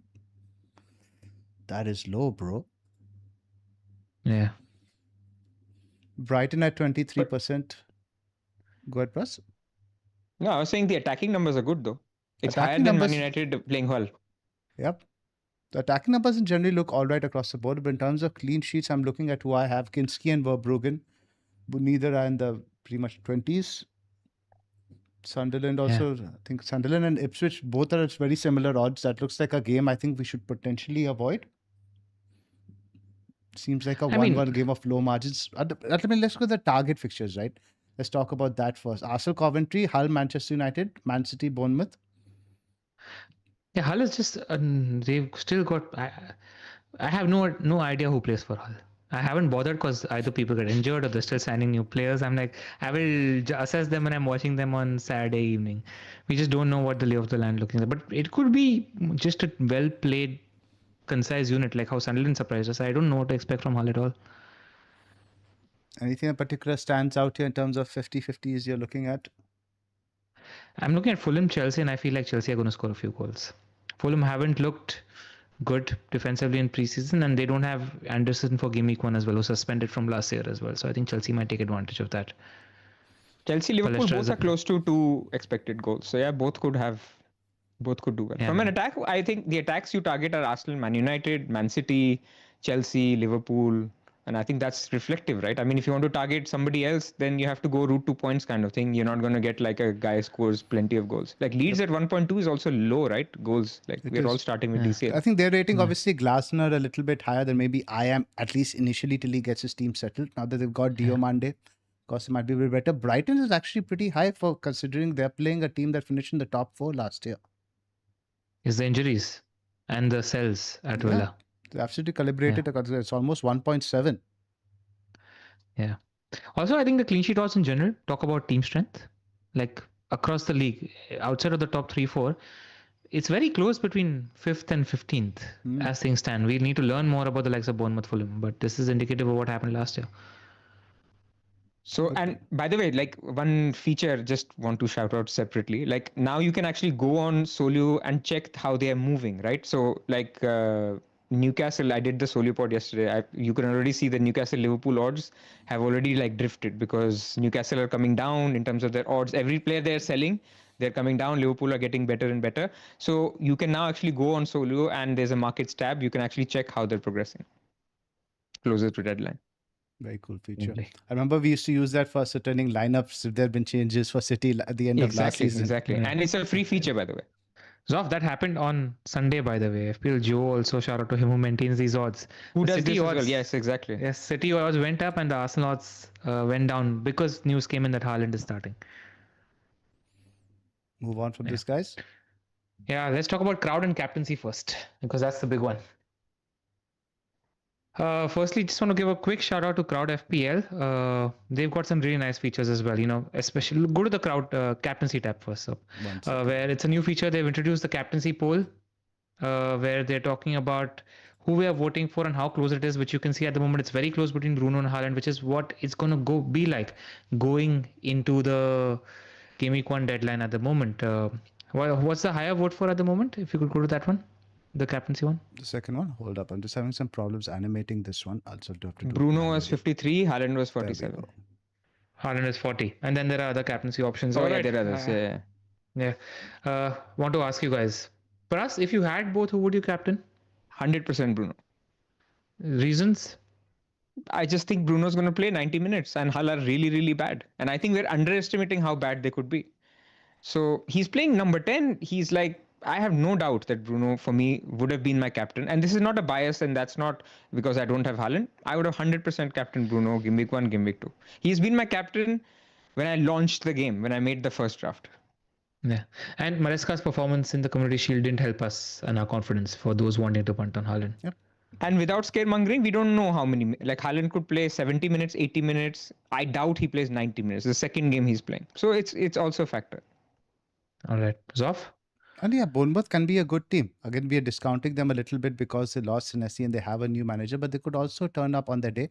To spin that around the other way, Bournemouth will come to play. Hull will look to deep block a little bit. We already know that's the thing about Hull. So that might play into Haaland's hands a little bit. So I'm a bit closer. then I think maybe Pras is. But I think it is just Bruno, just purely because of it's a promoted team. Yeah. Bruno doesn't I'm mind the deep same blocks, by the way. Bruno's record against deep blocks is very good. It's very good. Yeah, So actually, that suits him. Yeah, but I'm with you. I'm like 55 Bruno, 45 Haaland at the moment, and I want to see what the vibe is like in the press conferences and then take a call. But I agree with the reasons that Pras gave. I'm expecting Bruno to play better minutes, and he does have the weaker opposition. But I feel like City could be more of a basketball game. So that's what I'm weighing up at the moment between the two. Also, I wanted to give a shout out. You can check this out on crowdfpl.com.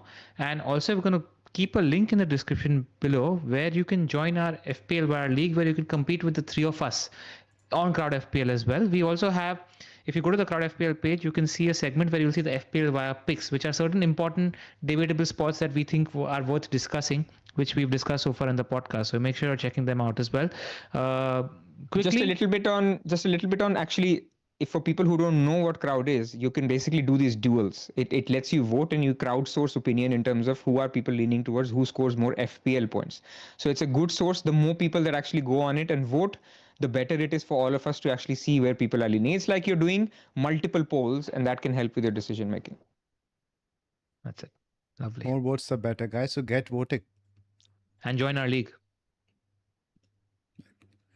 Before we get started on our teams, guys, a like and subscribe plug, please.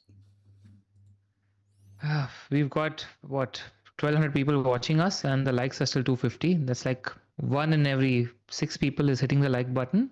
Don't get lazy and just help us out, because it really, really does help us out. The Gameweek 1 pod is really, really big for us. It helps get the word out as well. And share this with people who might find it useful. If you've liked the content that we've done throughout preseason, we've tried to bring you as much content as possible.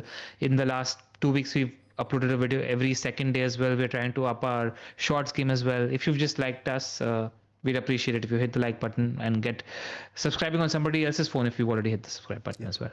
And a big reason to subscribe is we're actually planning a lot new series of shorts. We still might like sort of brainstorming them a little bit, maybe like top 5 picks, top 5 learnings you've taken from the week, 2 players to blank, stuff like that. We're still ideating that a little bit. But again, the shorts game is definitely going to be upped this year. So you want to keep following that stuff. Let's start with Pras's BB1 draft. I think that's a more fun draft to talk about. That's like the. I thought we'd keep that for the drum roll, buddy. Exactly. Let's keep that for the drum roll. Do yours, man. Like, yeah. Like I feel like this team is more sort of people who are on Haaland. This looks familiar, right? So let's talk about that, and then we can go to the non-familiar. Yeah, this is my screenshot of my team from the Fantasy Football Hub members area. It's currently rated at 92%. You can also upload your team if you want to get a rating there. All you have to do is upload a screenshot from the FPL page. It populates the rest for you. You can even see for the future weeks, Game Week 2, Game Week 3, how you want to rotate these guys, which is a feature I've been using a lot, perhaps too much, because you never know how things are going to blow up in Game Week 1. So here's the team. And worth noting, that's completely free. Absolutely. But so here's the team. Kinski, Verbruggen in goal, and this is bench boost active, of course. I've upgraded Shaw to Maguire after hearing on Planet FPL that 7 out of 14 times under Carrick, Maguire did indeed hit DEFCON. Calafiori there as the more upside Arsenal pick. Mosquera as a bit of the dull guy. I think is safe-ish till Game Week 5. Maybe I'm being a bit over-optimistic on that. That's a spot. I'm minded to take out money a little bit. I'll tell you guys what I'm thinking of the rotation. In midfield, Gross, Bumo, Bruno, and Soboslai, with Gomez as the cheaper guy. Only there for pretty much the bench boost. The front line is pretty template with Joao Pedro, Calvert-Lewin, Haaland. Rodon and Davis are on the bench. And the thing with Rodon, why he's so useful is now these 3 guys I'm planning to pretty much play every week. Now, Rodon can cover Gross in Game Week 2 when he's away to Chelsea. Game Week 3, of course, he'll be on the bench. Now, Game Week 4, he can cover Maguire when he's home to Man City, and Game Week 5 again he can cover Gross when he's home to Aston.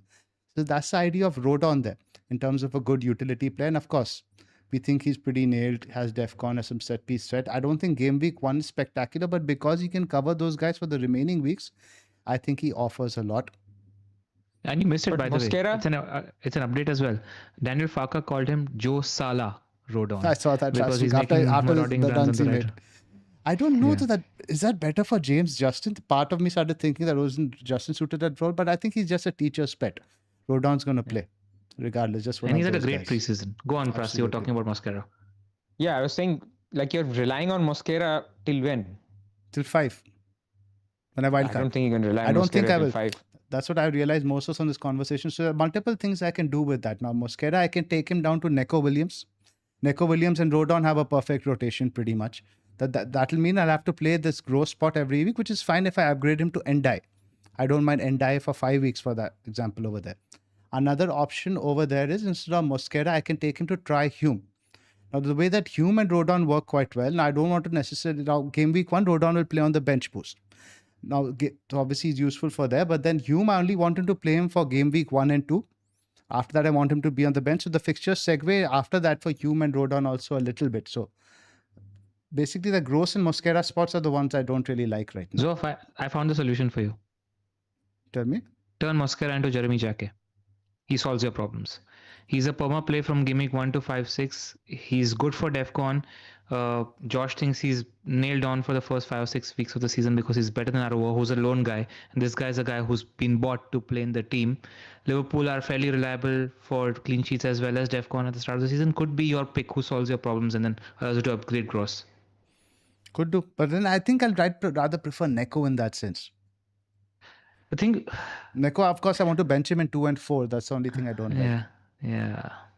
That's the I think thing. the So upside is rotation, there. But again, Neko, if I still have to pay him, but taking set piece away to Villa, I don't mind that so much.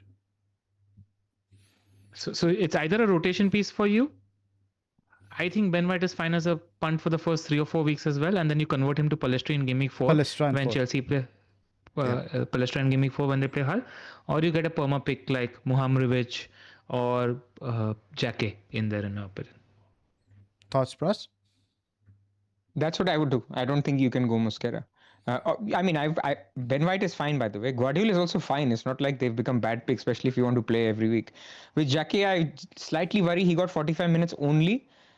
So you don't know, like next game, does he get 55 minutes? Or, you're taking a risk for a Liverpool defense which doesn't look great at the moment, right? I mean, we are all talking about they're still gelling in this system. They get tired. So I'm a little bit wary. I do think Jacquet will be first choice. But I think it's a little early to jump in on him. That's all I would say. The Jacquet pick doesn't feel very robust. Get a DEFCON guy, man. There are DEFCON guys out there. There's Van Heck, there is Muhammadovic, there's Vuskovic. You like them more than Neko? More than Neko Williams? So no, you were big on Neko. Depends when you have to play them. I have Neko in my team now. The only thing with Neko is I'll have to play that fourth midfielder every week, which is fine if he's an Endai. Yeah. But now I'm thinking, you guys have got me thinking, how do I convert Gross to Solis now? In which case I have to take either 0.5 off Maguire to Shaw and then Mosquera down to Williams. But I want to keep Maguire in there in terms of the potential for DEFCON and set piece threat. I think he's just safe. I don't even mind playing Maguire home to Man City. He's like pretty much a 3 to 4 point game. And you guys could even keep a clean sheet. You did last year against like a much more competent Guardiola side. So Mosquera down to a 4.5 is what I'm thinking. Who can somehow rotate with Rodon. Yeah, so that also works. What do you guys think of Hume? Is Hume gone down a little bit? Or are we still waiting to see what the manager says on Friday? It really depends on the press conference. Also, I just don't like the clean sheet odds in the first 3 games because the 2 of them are away. So I just think it's like a... He's only attractive OP, I think. I don't think otherwise I really like him. Yeah. And then 4.5, who else is there? Oh, there's so many good picks. There's Robo at, in the 4.5 because until Sunday, I was only hunting in the 4.5 million bracket. Aya is good because Sangare is good in midfield. He covers some fixtures really, really well. There's Shaw, there's Kadioglu. If Shaw and Kadioglu are tripled up. Man United and Brighton already. It's funny because if Brighton didn't have, if the transfer deadline was tomorrow, I'd be so high on De Kuiper. He was like attacking wingback front 3 for Brighton on half the set pieces as well. Gross is not on all corners. He took half the corners and shared that with De Kuiper. He's really, really attacking. And he's one that is likely for a Game Week 1 haul in my opinion. But if you're looking for a more robust pick, Ayer is the best one to me. That was my conclusion after looking at all of them. Because with De Kuiper, I'll have to either remove Verbruggen or Gomez. And Gomez feels very hard to remove now. But you're removing Gross anyway. True. That's a good shout. Gross will be uploaded. So that's right. I keep forgetting that. It's a good shout. So I will have that Brighton spots free for De Kuiper. So De Kuiper is now playing instead of Minte, I guess. Yeah, but the thing is, I spoke to FPL Seagull and FPL Instinctive. They're looking in the market for a winger. And again, Mitoma very could be short back term game pick. week 2. Okay. Yeah. Gotcha. I think Iyer fits the bill for me in terms of the rotation. Also with Rodon, that works a little bit. And he's got like some 60% defcon rate when he was playing. And Brentford set piece threat, so I think that'd probably be my solution. But I'm much more Solis curious after the discussion with you guys. You're giving me FOMO, man, with Szoboszlai and Solis. I'm like, wow. And I'm sitting with Enda and Gross there, like, shit.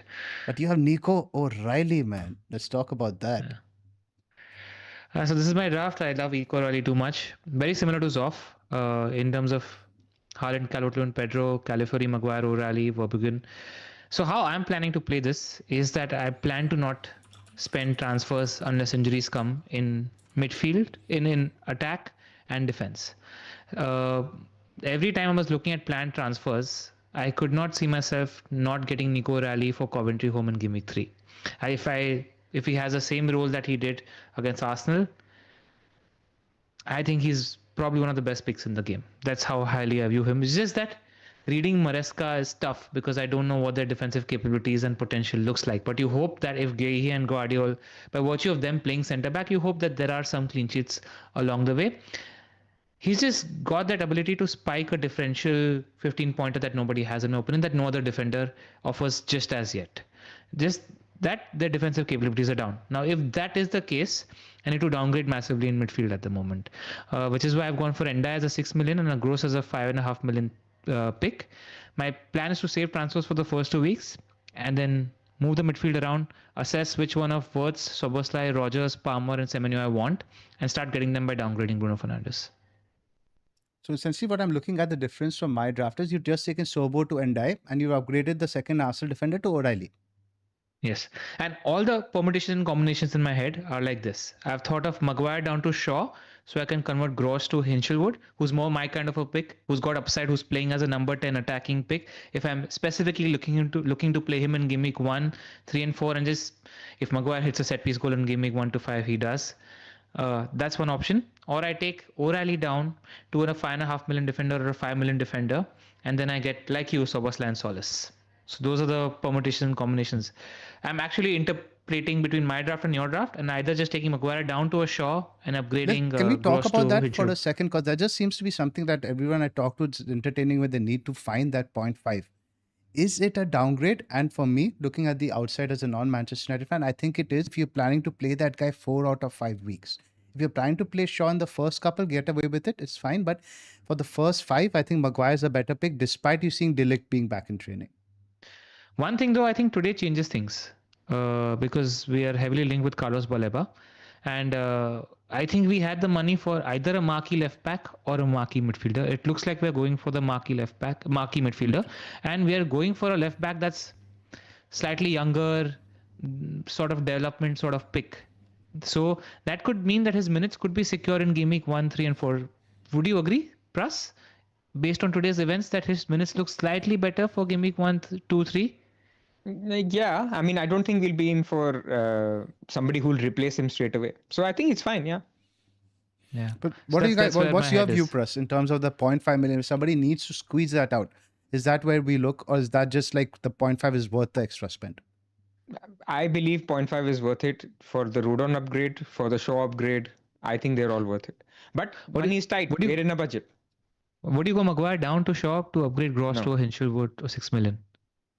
I wouldn't. No. You wouldn't, right? Yeah. Because like the defense feels robust with O'Reilly, Calafiori, Maguire, Rodon there. I don't feel like I'm going to spend transfers in defense until I wildcard. And I think it's a bigger difference, Pras, than I think you get with Rodon and Mohemirovic, because with the set pieces, with centre backs, it can be a bit more random over a shorter period. Defcon, not so much. And even Defcon can be a bit random. In fact, when you're playing on the right side, if you have a winger who's bothering you a lot, you might get more Defcon over there. So yeah, like Ben White got on Community Shield. And if you're really thinking even more optimistic, you're going to think that United actually play Hull and Ipswich in the first 2 games, so they have more possession. So you could fluke a Luke Shaw assist because he might be more attacking compared to the games against Everton and City in Game Week 3 and 4 as well. Yeah, the Defcon potential is definitely lower for Maguire in the first 2. But then 3 and 4 against Everton and City, it goes much higher. Yeah. So you can balance that out. But I like that. Let's see. O'Reilly, if you want to keep over there, right? So what are the spots now you don't like in the rest of the team? Let's assume we don't touch O'Reilly, we don't touch Maguire. I'm pretty sorted with Endai. But I keep feeling Sobo FOMO. I keep feeling Rogers FOMO. I keep feeling Solis FOMO. I don't have these guys who are attackers. But then I was looking at planned transfers and I was like, I'm probably going to want to sell Solis in game week 3 or 4 anyway. Like if I was thinking about transfers. And I'm like, I No, can't have it's so many better spots longer where. term. And if I had an Arsenal defender in place of O'Reilly, I'm like, I want to sell Arsenal defender in game week 3 anyway. I'm like, O'Reilly, I'll be very happy to hold for the tenure of 5 weeks. I'm hoping to spike 2 goals and 2 clean sheets in the first 5 weeks, and I'm good. You could even do Boomer down to your Liverpool midfielder in 3 and 4, man. That's the idea. Assess the midfielders, go Bruno Boomer down and get whoever you want out of the 5 midfielders that I don't have. Swap Wirtz, Rogers, Palmer, I Semenyo. like it. I don't It's think just FOMO in Sobo's. game week 1 and 2. I don't think Sobo is going to like necessarily explode in the first 2 game weeks. Of course, he could. Yeah. It's scary though, right? Like you start living in fear. Of It's course, more about one of the picks you things have than the, again we spoke about last year was like to put yourself in a position to get lucky without a position to get censored, whatever the word would be there exactly. And in spirit of full disclosure as well, I've also considered going Maguire down to Shaw and DCL down to Barry to upgrade and up Don't to do Soboslai. that. Don't do it. Just avoid the whole I'm Barry just better saying- thing. Don't even think about it. Get it like out of your mind. I'm just saying that is one of those things. Okay, since we're talking about this, because Leeds' fixtures, while they're a very good team, are Forest away, Brentford home, Brighton away. So I'm thinking which of these spots can I actually take on if I want to upgrade Ndai to Soboslai. And I'm like, I like the upside of the fixtures for Everton, so that's where my brain was. And this is going to all be debated until. And those fixtures also you see for Leeds, all those teams can be sometimes good, sometimes shit. Forest could be leaky and early doors under Glasner. Brighton on their day can of course open up. Yeah. Brentford is at the home fixture. So don't mess The around. DCL bet is all. We're thinking that yes, Leeds are just a good team, very reliable, known quantity, and a good team, and we know what we're going to get from them. So that's the With robustness. Beto of it. Barry, if you once you get lured into there, Barry gets subbed on, Beto comes on and score the next game again. It's all up in the air. Yeah. Don't go. It's Yeah. an absolute trap. So don't even look there. I think your front line is fine, and I like this team. I think you're Alright. absolutely Cheers. sure. Don't worry about it's only the Liverpool mid that's bothering you. Get him in game week 3. Whoever looks better. And watching Solis in the first game of the season with half the community owning him, that's not going to be fun. You can also think about downgrading Calafiori, by the way. Like now, Arsenal defense EO has come down significantly after the Konza news. Like I think a lot of people will go Calafiori. I like how I you don't think confused LR. It's like the previous spot, you're just like, no, LR, highest clean sheet. And now we're going, no. Maybe we get down. No. What I'm trying listen. What I would personally do is I would not start with O'Reilly. Like, but we are working with his constraints and his beliefs, right? Fair, So sure. that's what I'm trying to say. So. So that's where I'm coming from. That if you downgrade Calafiori to a 5 million defender that you have FOMO for, you can upgrade Ndai. There's a lot more that you can do with that spot as well. But as I said, I would personally have Calafiori over O'Reilly, at least initially. Yeah, fair. By the way, going Boomo down to Sob immediately upgrades Gross to Solis as well. So the midfield looks then Ndai, Bruno, Soboslai, and Solis without making any changes. So I like Something has to give. Something has to give. Anything else, guys? Move on to process. Big. This is such a reveal. not me routes to points sort of almost template, but with one That's little what- that's on what I it. like It's Really okay to change. The Barry one is just calling out to the LR, just like, no. Yeah. All right. Now that the boring stuff is away, let's listen to the draft Yeah. for our non-Haaland bench boost one from Pras. Drum looks fun. roll. It looks fun until Haaland is on the score sheet, but I'm pretty set on it. So, of course, the team is not set, but I'm set on the strategy. And the strategy is simple: bench boost game week 1 with all the funds in the world. You can pick who you want, apart from Haaland and even Gabriel actually. Because if I'm on an early wildcard strategy, then I think there's enough Arsenal defenders to pick from that you don't have to pick Gabriel. Of course, Gabriel can score, but that's the thesis. And then I have made lots of wildcard 3 drafts in terms of how this would look. And when I do my team selection tomorrow, I'll talk about the wildcard 3 strategy, why I like it, what I will be doing, why am I going for wildcard 3. So that is for later. I don't want to talk about that too much. But this would be a bench boost. I have Lemans and Verbruggen in goal, which is fine. The defense is the one which I like the most, which is Calafiori and White, which are fine for 2 game weeks. O'Reilly, Neco Williams and Tarkowski. So everybody with high ceilings, good fixture in game week 1. You have Ndai, Bruno, Mbumo, Solis, Szoboszlai. So everyone who people are trying to fit, they're all here.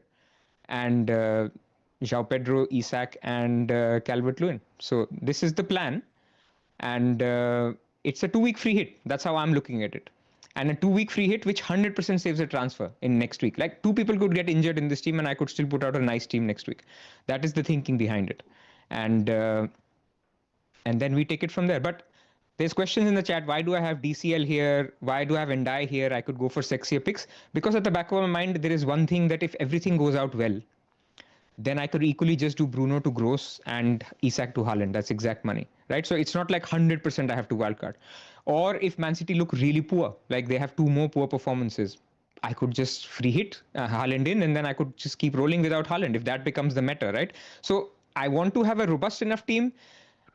Like, if you want to see sexy and robust, I want to be at the top right. Like, it has to be both robust and sexy. So that's what I've tried to go with in this draft. What could change? I could go, if I think, if I get a little bit of FOMO, then I could go O'Reilly back down to Palestra, and then I could take Ndai up to Foden. I could take Solis up to Wirtz. So there's lots of things you can do with the draft. There's lots of things that I've played around with.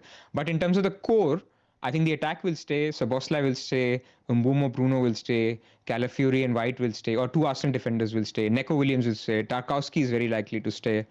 And a Man United defender, whether it's Maguire or Lemans, is going to stay. And the rest is just I'm trying to fine tune it. Tempted by Morgan Rogers in this draft? For who? He would tempt me because it's the Game Week 3 wildcard though. Because if you're free hitting in Game Week 3, then it saves you a transfer in Game Week 4 potentially that everybody's trying to get to. And I think Game Week 1, 2, and 4 are decent fixtures for Chelsea. Yeah, so I have João Pedro. I've debated starting with Palmer as well, by the way. So like I can upgrade and die to Palmer if I don't go O'Reilly and Tarkowski. If I go for 5 million mids, I can get Palmer. So I have debated that, but that strategy then pushes me more towards free hit Game Week 3. And I think this is better in terms of if I only wanted game. Let me read it out if you will humor me. Yes, my wildcard it's important draft, because the Game Week 3 wildcard is a very important context in this situation. Because people first say, why are you wildcarding so early? Like you will not have information. Let me read you out the draft. Tell me what more information do I need for that draft, okay? I have Kinski in goal, who's the nailed keeper. They're not signing anybody, and a 4.0 keeper. So only 8.5. It's a broader topic. I don't like Raya this season, but we can discuss it some other time. In defense, I've got Tarkowski, I've got O'Reilly, I've got Van Heck. So Van Heck can be any 5.0 DEFCON guy. It could be Vuskovic, it could be Muhamovic. I've got Jacquet, and I've got Konza. That's a big 5 at the back. If Konza is not looking great, by the way, I can add money. I can move Tarkowski down to another 5 million. Konza can become Calafiori, whatever. My attack is João Pedro, Haaland, and Isak. If everybody is fit, I think those are 3 great defenders to have. Isak is playing Ipswich, Haaland is playing Coventry, João Pedro is benched in Game Week 3 and then plays Hull. Insane, my right? midfield is gone from forward the shit to spending 35-40% of our budget on forwards. But the path is Isak you remember Game Week 1 deadline stream when Pras said robust and sexy? My mind just for 1 minute started spinning. Okay, control Zoph, control. Game Week 1 stream. Yes. Go on. No, actually, LR, the plan is Isak will go to a dead forward and come back to Bruno later. But that is, I'm not getting into future planning here. So then midfield is Palmer. So I'll start with Semenyo in Game Week 3, who's playing Coventry, and I'll leave $1 million, and that will become Palmer. That's the only book transfer in this whole thing for a very long time. I've got Szoboszlai, I've got Ndai, so those are robust picks for a long time. You can keep them. I've got Sangare 5.5, that can be gross, and I've got a non-playing Slater as my guy. So 5 playing defenders. My question is, what is there to learn? Maybe if Ndai leaves, obviously I will not pick him. And also, you will accumulate the information that you do learn in Game Week 1 and 2. Of course, it will change. This won't be the wildcard 3. But what I'm trying to say is you can make a perfectly good 5 at the back, DEFCON defenders with all the guys you want. And at the back of my mind is one thing. If we assume that Coventry, Ipswich, and Hull are the 3 teams to target, right? I will have 3 in Game Week 1 from Arsenal playing Coventry, 3 from Man United playing Hull, 3 from Man United in Game Week 2 playing Ipswich. Now Coventry play and Hull play each other, so you don't need anyone of them. In Game Week 3, I'll have 3 from Man City playing Coventry, 3 from Liverpool playing Ipswich. I'll have 2 from Chelsea, playing Hull. And after that, by the way, for a long time, there's no other fixtures where a big team is playing a promoted team. Then you have to go to Man City playing Ipswich, already in place. And then after that is Then you Arsenal get play Hull Everton, in like you game get week 10. Everton and Newcastle, all these are Fulham who play all these guys. So the big versus small is only happening between 1 and 4. That is what is leading to this quirky strategy. And that's what is leading to what I'm going with. I've already talked about what half of what I was going to cover in my team selection, but that's the thinking. Yeah. You know, if it was a world in which Manchester City were managed by Pep Guardiola, I would have said you lost your marbles, but it isn't. It's Enzo Maresca. We don't know what to expect. They haven't looked great, etc. as well. So I see, and Chelsea and Liverpool have enough upside, and Arsenal have enough upside to bet against it. So I wish you all the best. I do think there is legs to the strategy. Absolutely. Yeah, like I Did don't you have, start with Haaland last year? Did you have Haaland game week 1 last year? I don't You remember. didn't? I didn't either. We all had Yeah. Salah. Oh, Yeah. yes, that's correct. We just forget. Yeah. It was a game in which Salah existed. That's the but Bruno's a captain in game week 2. Now bench boost 1 exists, right? So I'm thinking by spreading the money, and my bench boost from an expected point is like 15 points more than, 10 points more than a average bench boost. If Haaland scores 10 points more than Isak, then it's level. But if there is a world in which Haaland is not that great, and captaincy also comes into it. If captaincy is going to be on Bruno from the people who I compete with, then if Haaland can score a brace in both games, I'm 20 points behind from that point of view. Maybe I make it on the other 6 positions which I've managed to upgrade. Yeah. Because I'm just looking at compared to, let's say, a template team like mine, who, let's say, when I make the downgrade, I get Solis in. I can get 1, 2, 3. I can get Sobo, Solis, Bumo, Bruno, Joao Pedro, 1 Arsenal defender, Calvert-Lewin, maybe Verbruggen. You'll have about 9 or 10 players at account, but the other 5 are significant upgrades. Yeah. And for all you know, so much depends on how good or how right or wrong your Game Week 3 wildcard is. But I like the fact that you're semi-insuring yourself against a Game Week 3 wildcard. You're not cornering yourself into it by having a plan in place if your team is robust enough. So that you're giving yourself time to accumulate more information to Game Week 4-5 also, if need be. I like that. Absolutely. And I would add one more thing. People who are saying they will early wildcard, make a wildcard 6. See how different it is from wildcard 3. Make a wildcard 4. You will have similar players to what I'm saying. Absolutely. Of course, information changes. We always talk about this, right? Information could change and suddenly something happens and that wildcard looks different. But when I'm looking at my Game Week 3 wildcard and I've made a Game Week 4 wildcard, I've made a Game Week 6 wildcard, I would have used 3 or 4 transfers to get to that point because I would still be hopping around getting City. I would be then getting Chelsea in Game Week 4, then wildcarding. I've just decided to wildcard 2 weeks earlier and then have 4 transfers in my hand. Game Week 3 are benching Chelsea players. 1 Chelsea player. I'll only have 1 Joao Pedro. I'll have Semenyo instead of Palmer. What you see, you can't see my draft. I will have Palmer. That's for the team selection video, guys, by the way. So stay tuned for that. So I will show how that path moves from Game Week 4 and beyond. And then we'll go from there. I like it. Fantastic. And why bench boost 2, 1 versus 2? A lot of people who are in this strategy are looking at a bench boost 2 as well. It's quite simple. Under no circumstances, like this strategy, I'm already committing a wildcard and a transfer in Game Week 3 and then a transfer in Game Week 4. I'm not making a transfer in Game Week 2. So if I'm committing a bench boost, I want to be done with it. And if there's a couple of injuries, I still save a transfer. If you commit a bench boost 2, there are midweek fixtures between Game Week 1 and 2, by the way. So Brighton play. There's everyone who's not in Europe has a Carabao Cup. Now they will play their kids or B teams, but still anything could happen. Like Leeds is playing away to Nottingham Forest between Game Week 1 and Game Week 2 in Carabao Cup. Imagine if DCL picks up a little niggle. So I just don't want to take that chance. That's why I'm bench boost 1. While you're addressing that also, like if you guys are on the fence sitting between bench boost 1 and bench boost 2, I just highly recommend bench boost 1 as the play. I've just come around to that thinking because if you're doing it, you want to get rid of it. Like you don't want to commit to transfers on your bench in Game Week 2 when there are City players and Liverpool players and Chelsea players to target in 3 and 4. Like that's where you want to use your transfers. You don't want to use your transfers on those bench duds which don't matter. So just get rid of it in Game Week 1. And I also want to make a very important point. Like there's a world in which with the drafts that Zoph and me have, we have to wildcard in Game Week 3. If Isak braces, if Isak is on 3 goals by the time Game Week 3 comes, if Semenyo is on 3 goals by the time Game Week 3 comes, if Morgan Rogers is looking like an absolute must-have lock in your team by the time Game Week 3 or 4 comes. We are thinking about wildcarding in Game Week 3 because we don't have these guys at the moment. So there is a world in which we do it, irrespective, going with a safer, longer horizon gaming draft as well. So, and build transfers from there. Wildcard early and then save transfers after rather than keep making transfers, because there isn't a fixture swing from game week 6. This is what I mentioned in my team selection video. It's clearly we are doing it, or I'll be bored over international break. This 2 weeks break, players might get injured. In terms of a fixture swing, game week 6 is not ideal. I don't think it's bored. I think it's information. Information obviously is the underhead swing, but my point is in terms of fixture swing. Every year we look to identify that, like if I told you there is no international break between game week 5 and 6, you would never look at it, okay, yeah, this is when I want to wildcard. You might say 4, you might say 7, things like that. Yeah. Fair. Let's wrap up, guys. That's it. We've got a few super chats, guys. Let's do that. And again, reminder, guys, that we will all be doing short team selection videos. We appreciate that the deadline is quite close, so we will keep them short. So do again, remember to hit the subscribe button. Yours, obviously. But we will be posting our final teams on Discord and on Fantasy Football Hub, so you can always check them out there. Right, the super chats. You want me to read them, Zoph? I'm just pulling them up. If you have them, please do.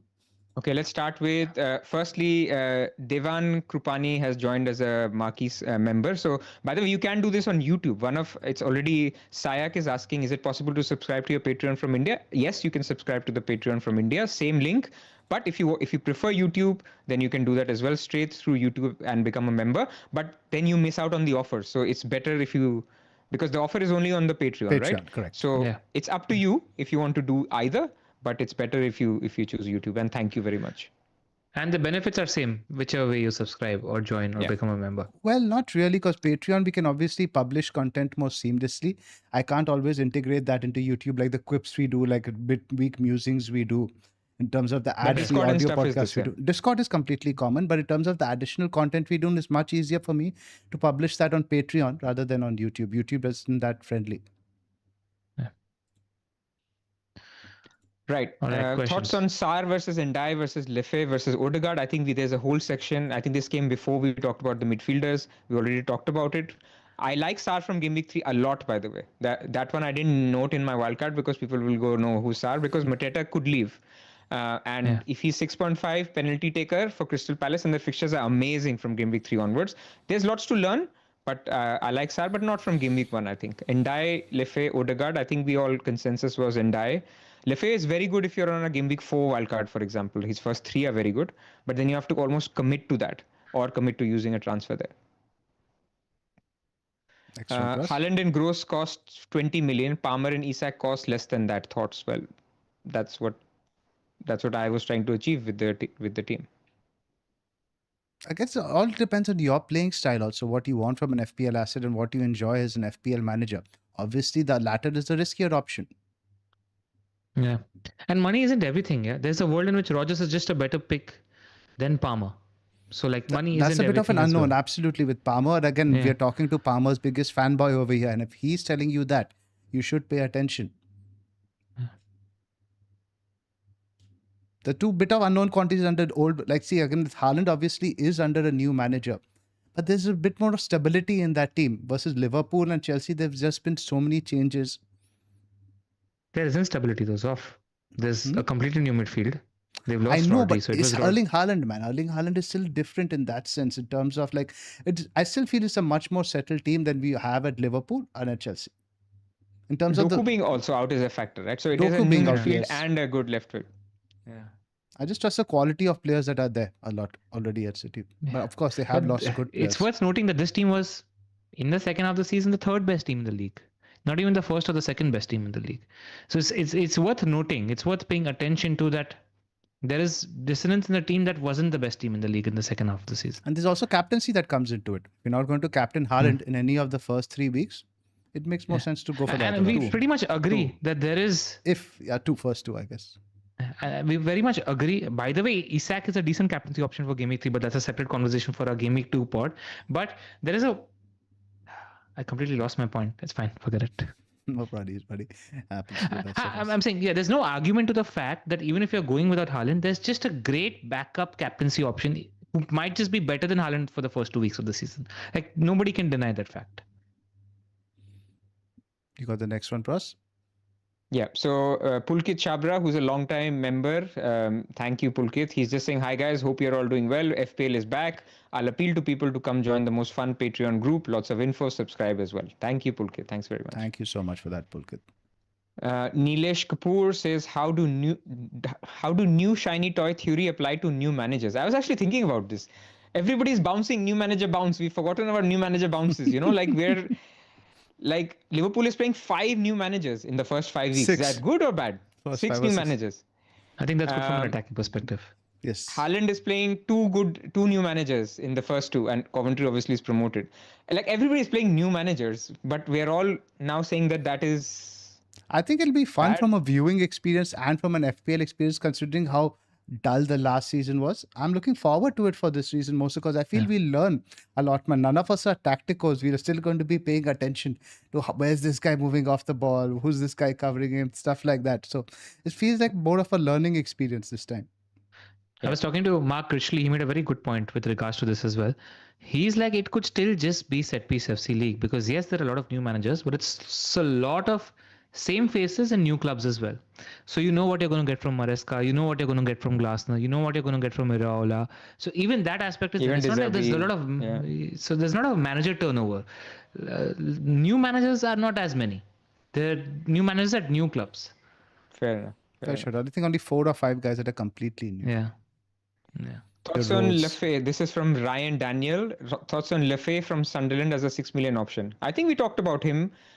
We are a little colder than the others, but I think he's good, man, for route to points and stuff. I think it's the Arsenal Man City fixtures in 4 and 5 that turn us off. If you can cover with a rotation like a Rodon can cover those 2 weeks if you head him over there. He has 2 home fixtures in 4 and 5. Decent. Yeah. He's also just much more lightweight compared to Endai and Hinchelwood, in my opinion. And one thing with Sunderland, I just want to say that when Premier League, Europe playing Premier League teams like Liverpool, City, Chelsea have Europe in the middle, those bodies and those players are much more used to. We've seen this with clubs playing Europe for the first time and not having a deep squad, they struggle. We've seen this with a lot of clubs who are playing Europe for the first time that they struggle. So that's also something that might be putting us off. And we are tripled up on Brighton. Last question is, and I think this applies to my draft. Would you say Thiago or Isak if going bench boost 1? So this is obviously not it's the not Haaland strategy. And I'll tell you, I did think about this. So first thing is that I hate Thiago. So that is one reason why I don't have him instead of Isak. And I love Isak. Isak has always done. I got him on free hit last year, remember? Gameweek 34. Nobody got him on free hit. I got him, he scored. So I love Isak. Like that is maybe one bias that I should clarify firstly. And secondly, I think the fixtures, when I look at Thiago's fixtures, home to Spurs and away to Leeds, I think both those defenses are good. So it's not like, those are easy fixtures. So when I look at just fixtures in isolation, I don't think one is better than the other. Like Isak's are not great either, but one is not better. But the third and most important point is the thing that I talked about, which is the optionality of Bruno and Isak to Haaland and Gross. I think that optionality leaving behind, because Thiago is cheaper, you can't do it. So that you lose that optionality to just use free transfers and get Haaland if everybody else is not looking that great. In my setup, I have Nico O'Reilly anyway. So I could just say by Gameweek 3, you know what? I don't need Bruno. I have Nico and I have Haaland captain, and then just carry on. Like everything is going fine. So that optionality also means that Isak is better than Thiago. Plus, I like Iraola as well. I echo Pras's sentiment as well. I love Isak. Way more upside with Liverpool striker compared to Thiago, in my opinion. Completely agree. Thiago, man, again, we discount penalties a little bit, how much Brentford win, but Isak and an Iraola team, if he can stay fit, monster potential. But yeah, that's it, and that's our wrap. I think pretty much what we could say is for preseason content. Now we only have the team selections pending for Game Week 1, boys. There's been so much content, and if you guys have just tuned in and you want to consume, what would you guys say were the top 3 videos they should watch, LR, if they are strapped for time? Start with Pras's chip strategy video. It's a great place to think about how you want to build your draft, or just watch his team selection video that's coming out tomorrow. And then I think the 2 pods with Critch and Josh, if you're looking at Info on United and Liverpool. Spot on. spot on. I think if you're looking externally, then check out the above average guys. They're great friends of ours. They have done some good pods, both on the analytical side and the fan side. They do cover the football stuff. FML, FPL, great for eye test what they've seen in preseason. And then I also have to shout Planet FPL. Their correspondent week, they talk to every single fan. There were 20 videos last week. I think that's also good stuff if you want to catch up. And And also if I have to you're mention slightly more Pras's analytically video. minded- You have to mention Pras's video with Andy also. It's now the most viewed pre-recorded video on our channel. Yes. I also mentioned if you just can't get enough of Pras as well, he hosts a very analytically minded pod on Solio's channel as well. So do check out Solio's YouTube pod as well. We did one yesterday. Everybody is on No Haaland. There's a lot of echo chamber there. So fair warning before you check that out. But yeah, there's one more super chat. Sorry, guys. It's just come through by Philip Kelly. Thoughts on Konza? Get him now. I think we all are no, right? I mean, he might not start, bro. He might not even start before the first international break. We just don't know. He might give him some time to bed into What if the they're system. on bench? They don't care about bench boost, then they'll just get him and bench him. No, right. My point is now, let's say now he might decide I'll try Konza in the Champions League. Maybe have the easy fixtures to bed him in. It's not guaranteed that he goes straight into the starting team prior to the first international break. He's had no preseason with the team at all.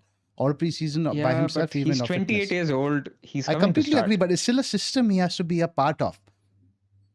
So I don't like him with the view that, okay, fine, he's going to start in game week 3-4. You just don't know. He's going to drop in price. As soon as he misses game week 1, a lot of He will people drop will in get him price. in because they're excited, and then he'll drop in price. I'm hoping to pick him up game week 3, 4.4. All right, a couple of quick fire questions because we always do this at the end of Game Week 1 pod. First person to drop in price this year is going to be?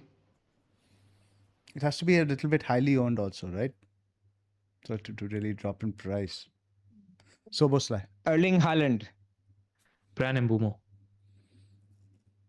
All right, first person to rise in price is going to be? Whoever hauls. That's a break. You cannot predict that one.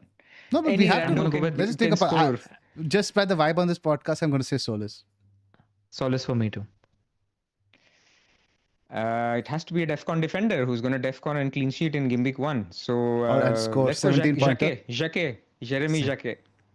You think he's Third going to question, haul last against one. Newcastle? He can. Newcastle are very poor. Have you listened to the That's Planet the thing to score. correspondent? I do, but again Listen to the Newcastle one. You know what he said? I hope we stay up. I understand that, but I still think doesn't they have score. Joelinton, Bruno, or Tonali. I still think they can score. They probably will lose the Of game. course I they think can. We're all doing pie in the sky thing. But what I'm saying is, what I saw of Jacquet is he's capable of scoring. He's capable of DEFCONing. And you never know. Clean sheet. All I right. think a Chelsea Last guy question. also game week 1 has potential, but again, let's move on. Rogers, I'm telling you, sleeper pick. I like man. I'm it. I feeling like it because that's- I think Arbeloa is just not prepared to deal with Fulham. They don't have Yeah. the person to play that back line. Yeah. Go ahead. Last question. The best value pick in FPL this season is going to be? Can I go first in the answer? Sure. Go for it. Whoever takes penalties at Liverpool. That's going to be Isak, man. Everyone thinks it's Isak. But I don't think he's value. Everyone thinks it's going to be Isak, but every Liverpool fan wants Szoboszlai to take it just because he's the better penalty taker. So we don't know what Irala's thinking. I think I think Nico João O'Reilly. Pedro. Nico O'Reilly for me. Okay. Just because I think the Ooh, way Zoph, Maresca yeah. uses that fullback. Hmm. I like I'll the go João João Pedro Pedro. shout. I like the João Pedro shout as well. João Yeah. Pedro or Rogers, both of them. All right, that's a pod. Zoph, said are we it. doing? We might have. Okay, just I'll throw it in the air. If you're around the deadline, we might not do like the final 2 hours, but maybe around this time we could come on for an hour on Friday. We could think about We'll it. play Let it us know by if you ear. want to come. Play it by ear, We'll play it by ear. especially if there's some news in the press conferences, then I think we will definitely be on. But if Yeah. there's nothing new I- to cover, maybe not. I don't want us to come on like 2 hours prior to deadline and stay till deadline. I like the idea of coming on before everybody comes on for their deadline stream, coming for an hour, talking, and then leaving. Yeah. Let's see how the news comes on Fridays in the press conferences. All right. Take care, guys. We hope you enjoyed the content. And everybody's answered these questions in the thing as well. Nice. That's a pod. Thank you, guys. Looking forward to podding with you, gentlemen, all season. Good luck to you guys. Fantastic, guys. Good luck to everyone in the chat. May your arrows. I think we'll all be getting green arrows game week 1 now, won't we? Technically. Everyone is gray, green, whatever. Yeah. Game week 1. Yeah, baby. Let's go. Let's go. Let's go.